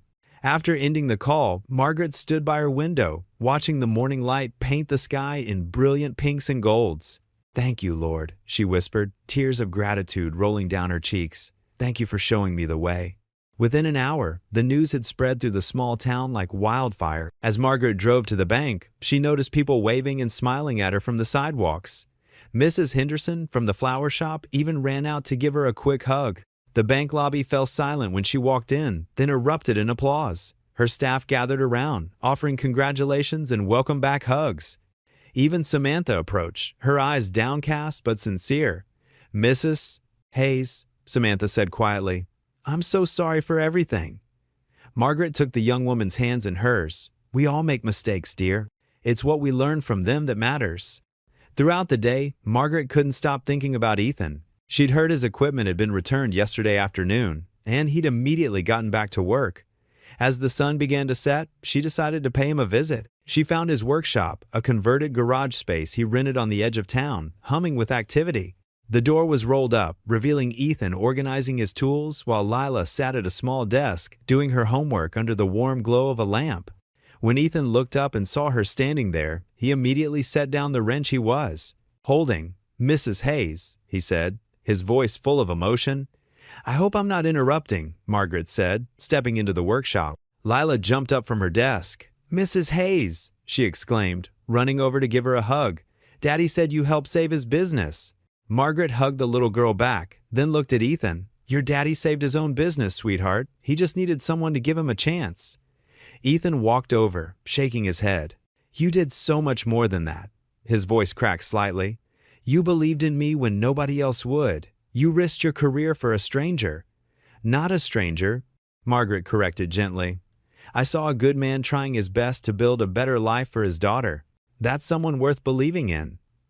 They looked at each other for a moment, understanding passing between them. Then Ethan stepped forward and wrapped Margaret in a tight hug. She hugged him back, feeling the same kind of pride she imagined she would have felt if he'd been her own son. Thank you, he whispered, his voice thick with emotion, for everything.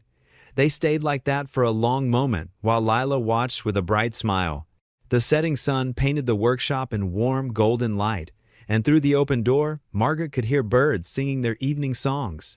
In that moment, she felt God's presence more strongly than ever, reminding her that sometimes the greatest acts of faith were simply believing in the goodness of others. The late March sun painted long shadows across Margaret's office as she sat with Samantha, reviewing customer service protocols. But this wasn't their usual training session. Margaret held a worn photo in her hands, her late husband standing in front of his first classroom 30 years ago. You see, Sam, Margaret said softly. Using the nickname that had gradually replaced the formal Miss Price, Tommy always said teaching was about seeing the person behind the problem. She smiled at the memory, just like banking should be about seeing the story behind the numbers. Samantha nodded, her usually perfect posture relaxed as she leaned forward in her chair. The past few weeks had transformed her. The sharp edges of her ambition had softened into something more meaningful. I keep thinking about how I treated Ethan that first day, Samantha admitted, absently straightening her nameplate that now read Assistant Branch Manager, in training. I saw his worn jacket and immediately made assumptions. Margaret placed the photo back on her desk. That's exactly why you're going to be an excellent leader someday. You learned from your mistake, and more importantly, you had the courage to make it right. Outside the office window, they watched as Ethan's truck pulled up to the bank. His company logo, Carter's Home Repairs, Building Trust one job at a time, gleamed in fresh paint on the door. Two other trucks now bore the same emblem. Speaking of making things right, Margaret said with a knowing smile, "I believe someone has a loan payment to make." Samantha rose, smoothing her skirt. "I'll handle it personally, if that's okay." "That's exactly what I hoped you'd say." At the counter, Ethan approached with an envelope and a quiet confidence that hadn't been there before. His work boots were still dusty, but his stance was straight, proud without being boastful. "Good afternoon, Mr. Carter," Samantha greeted him warmly. "How's business?" "Please, it's just Ethan," he replied with an easy smile. "And business is, well, it's a blessing." He slid the envelope across the counter. "Monthly payment, right on time." "I heard you hired the Johnson brothers from the Veterans Center," Samantha said as she processed the payment. Ethan's eyes lit up. "Mike and Dave? They're incredible. Mike's a wizard with electrical work, and Dave can frame a wall faster than anyone I've ever seen. Plus," he paused, chuckling, "they've kind of become Lila's honorary uncles." As if on cue, the bank's door chimed, and Lila burst in wearing overalls and a tool belt size for a child. "Daddy, look what Mike made me." She proudly displayed her miniature tools, real ones, but smaller. "Careful with those, sweetheart," Ethan cautioned, but his pride was evident. "She's learning the trade," he explained to Samantha. "Already knows more about Phillips head versus flathead screwdrivers than I did at twice her age." Margaret emerged from her office, drawn by Lila's enthusiasm. The little girl ran to hug her, careful to keep her tool belt from swinging. "Miss Margaret, want to see my hammer? I helped fix Mrs. Peterson's garden fence today." "Did you now?" Margaret knelt to examine the tools. "My goodness, you're becoming quite the carpenter." "Daddy says I'm his best apprentice." Lila beamed, "Even if I can't spell it yet." The afternoon sun streamed through the bank's windows, catching the dust motes in golden light. Other customers smiled at the scene, the little girl in her work clothes, surrounded by adults who had learned to see past their differences to something greater. Later that evening, Ethan and Lila sat at their small kitchen table.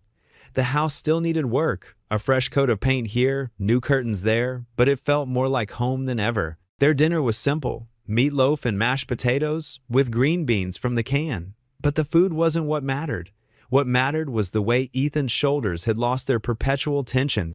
What mattered was how Lila's stories tumbled out between bites, full of the day's adventures with Uncle Mike and Uncle Dave. What mattered was the sound that filled the kitchen. Ethan's laughter, rich and genuine, like a long-forgotten instrument finally being played again. Lila paused in her storytelling, her fork halfway to her mouth. She studied her father's face with that peculiar wisdom that sometimes shows itself in children. "See, Daddy, I told you we'd make it." The simple truth of her words hung in the air like a blessing. Ethan reached across the table and squeezed his daughter's hand, unable to speak past the lump in his throat. They had made it not just to survival, but to something that felt remarkably like joy. The early summer evening wrapped the Veterans Center in golden light as people gathered on the freshly mowed lawn. Red, white, and blue banners fluttered from the newly repaired porch railings, and the scent of barbecue filled the air. Folding tables dotted the grounds, laden with covered dishes and desserts brought by townspeople. Ethan stood near the grill, flipping burgers alongside Tom, one of the veterans he'd hired. His worn work boots had been replaced by new ones, a gift from grateful customers, and his smile came easier these days. Lila darted between the tables, her pigtails bouncing as she helped arrange paper plates and plastic utensils. Margaret sat in a place of honor at the main table, her silver hair catching the sunlight. She'd traded her usual business attire for a comfortable floral dress, and her eyes sparkled as she chatted with elderly veterans who kept stopping by to thank her. "Mrs. Hayes," one old-timer said, leaning on his cane, "you did more than save a business. You saved our community center, too." He gestured at the solid roof above them. "First time in years it hasn't leaked when it rains." Margaret patted his hand. "Sometimes all people need is a chance to show what they're made of." A hush fell over the nearest tables as Samantha approached, clutching a Tupperware container. She wore a simple sundress instead of her usual sharp business suits, and her shoulders hunched slightly as if trying to make herself smaller. Her hands trembled as she set the container down. I brought cookies," she said softly. "My grandmother's recipe." For a moment, nobody moved. Then Margaret stood up and pulled out the chair next to her. Come sit with me, dear. Everyone loves cookies at a picnic. Color flooded Samantha's cheeks as she settled into the offered seat. I wasn't sure I should come, she admitted in a low voice. Margaret's eyes were kind as she opened the container, releasing the sweet smell of vanilla and chocolate chips. Grace isn't about forgetting, it's about beginning again. She selected a cookie and took a bite, and these are delicious. Across the lawn, Lila spotted them and ran over. Can I have one? She asked, looking at Samantha with innocent curiosity rather than the judgment the young banker had feared. Of course, Samantha said, her voice catching. She held out the container, and Lila grabbed 2 cookies. Thanks. Want me to take some to my dad? Before waiting for an answer, she was off again, weaving between groups of people. The tension began to ease as more people approached for cookies, each interaction helping to bridge the gap between past and present. Samantha gradually relaxed, even managing to laugh at one veteran's jokes about bank vaults.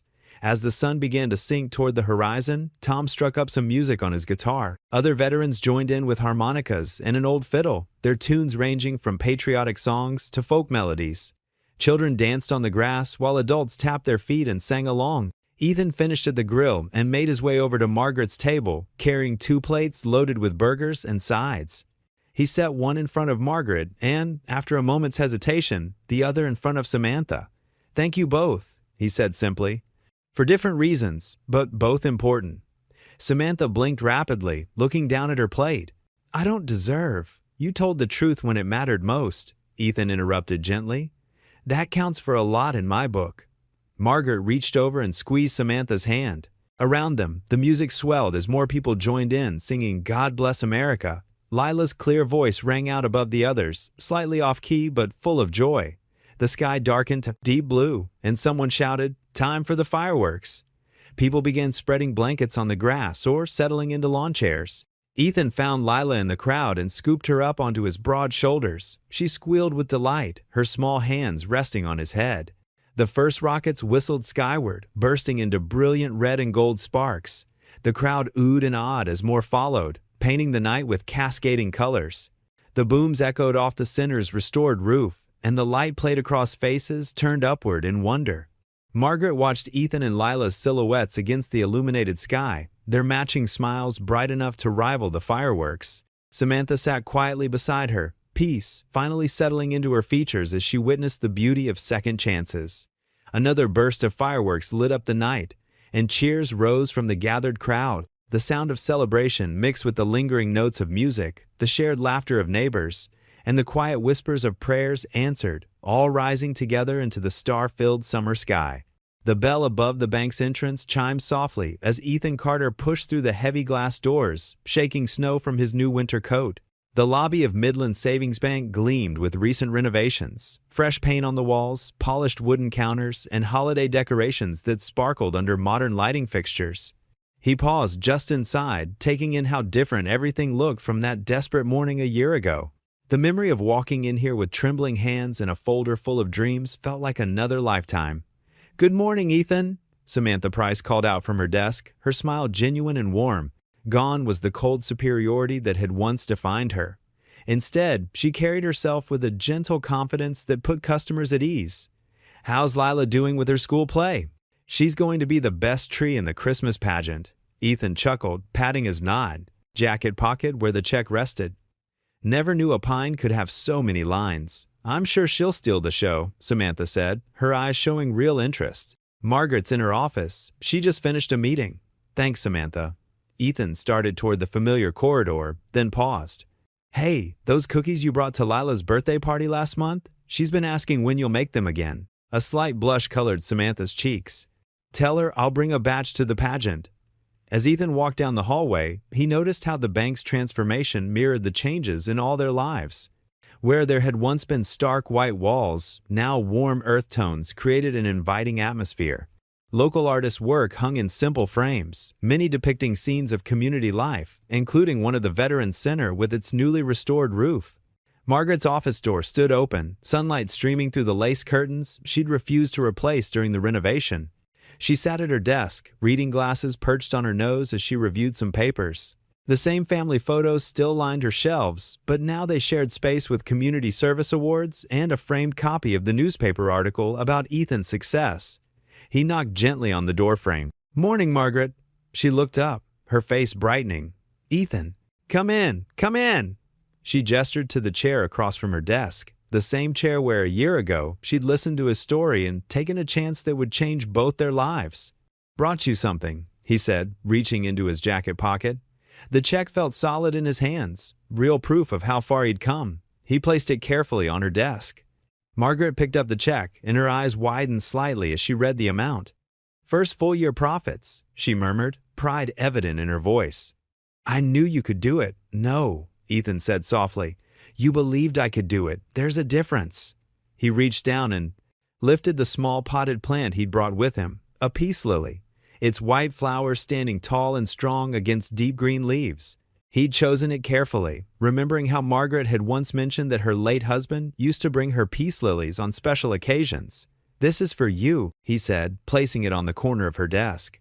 A small envelope rested against the pot, Margaret's name written in his careful handwriting. She opened the envelope with steady hands, though Ethan could see the emotion in her eyes as she unfolded the note. Her lips moved slightly as she read the words he'd written.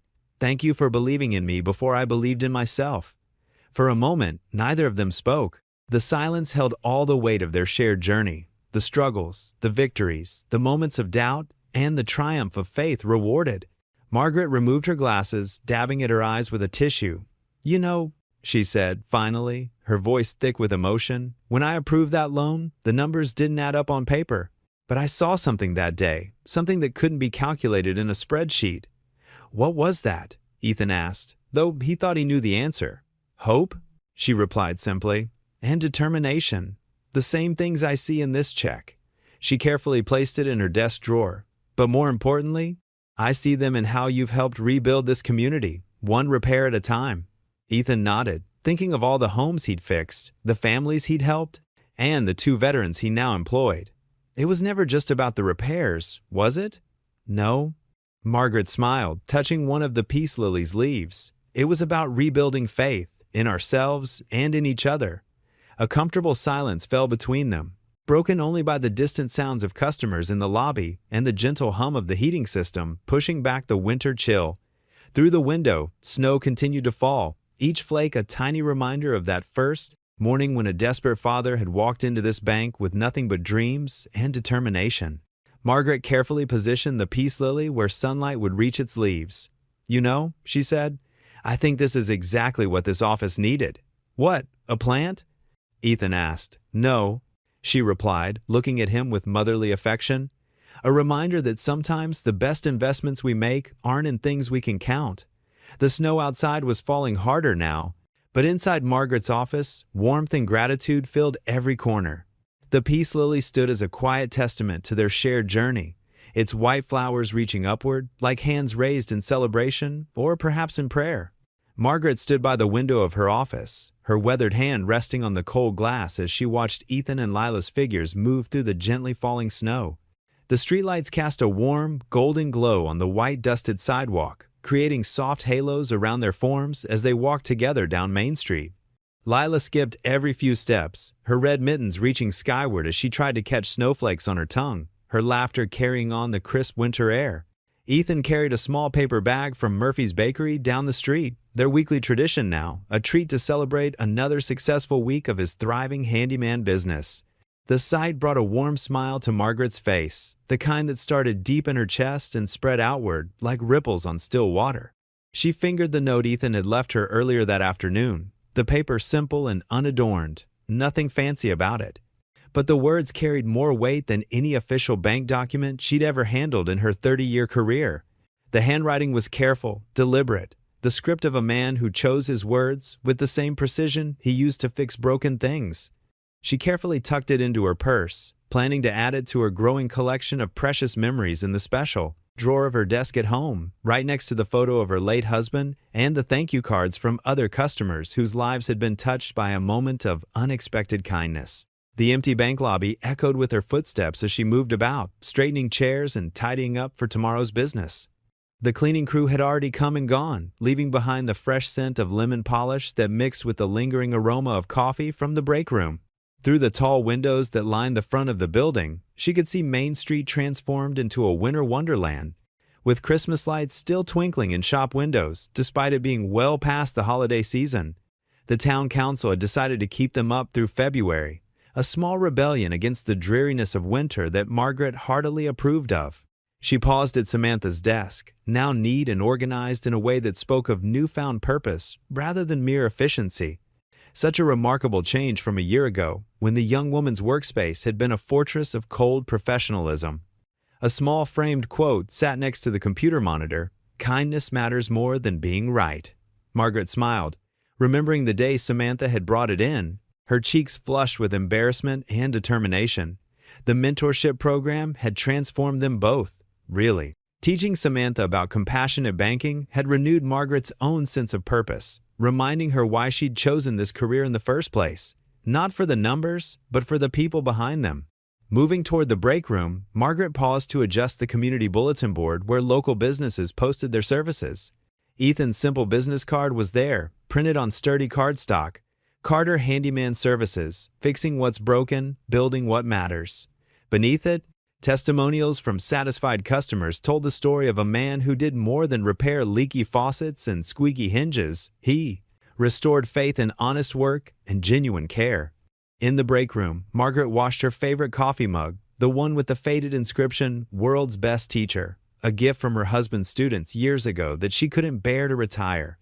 She placed it back in its designated spot on the shelf. The room still held echoes of that morning's celebration, crumbs from the congratulatory cake they'd shared to mark Ethan's successful first year, the sound of applause when he'd opened his books to show them the steady growth, month after month. She could still see the proud gleam in his eyes, the way his voice had caught when he'd thanked her for believing in him when no one else would. The potted plant Ethan had given her sat on her windowsill, its leaves reaching toward the last bits of fading daylight that filtered through the frost-touched glass. It was a peace lily, symbolic, she thought, of the peace that comes from doing what's right, even when it's hard, especially when it's hard. The plant had grown remarkably in the past months, its glossy leaves a testament to the care she lavished on it, much like the attention she'd given to nurturing the community connections that had blossomed from one simple act of faith. Margaret gathered her coat and scarf from the wooden rack by her office door, wrapping them snugly around herself. The wool scarf had been a Christmas gift from Lila, hand-knitted with uneven stitches that made it all the more precious. Through the window, she could still make out Ethan and Lila in the distance, now turning the corner toward Maple Street, where their small rental house sat, nestled between towering oak trees. Their footprints in the fresh snow marked their path, a trail of purpose and belonging that would soon be covered by new falling flakes, nature's way of giving everyone a fresh start every single day. She thought about the ripples their story had created throughout the community, spreading outward like the circles. From a stone dropped in calm water, the Veterans Center was thriving now, its roof solid and its heating system humming efficiently thanks to Ethan's skilled hands and generous heart. He handled all their maintenance needs at reduced rates, understanding what it meant to serve those who had served others. 3 more small business loans had been approved under her new Character Counts initiative, each one carefully evaluated not just for credit scores and collateral, but for the intangible qualities that truly determine success: integrity, determination, and the willingness to serve something larger than oneself. The regional office had even asked her to develop training materials about community-based lending, turning her controversial decision into a model for other branches. The bank lobby felt peaceful in the evening, quiet, filled with the kind of sacred silence that comes at the end of meaningful work.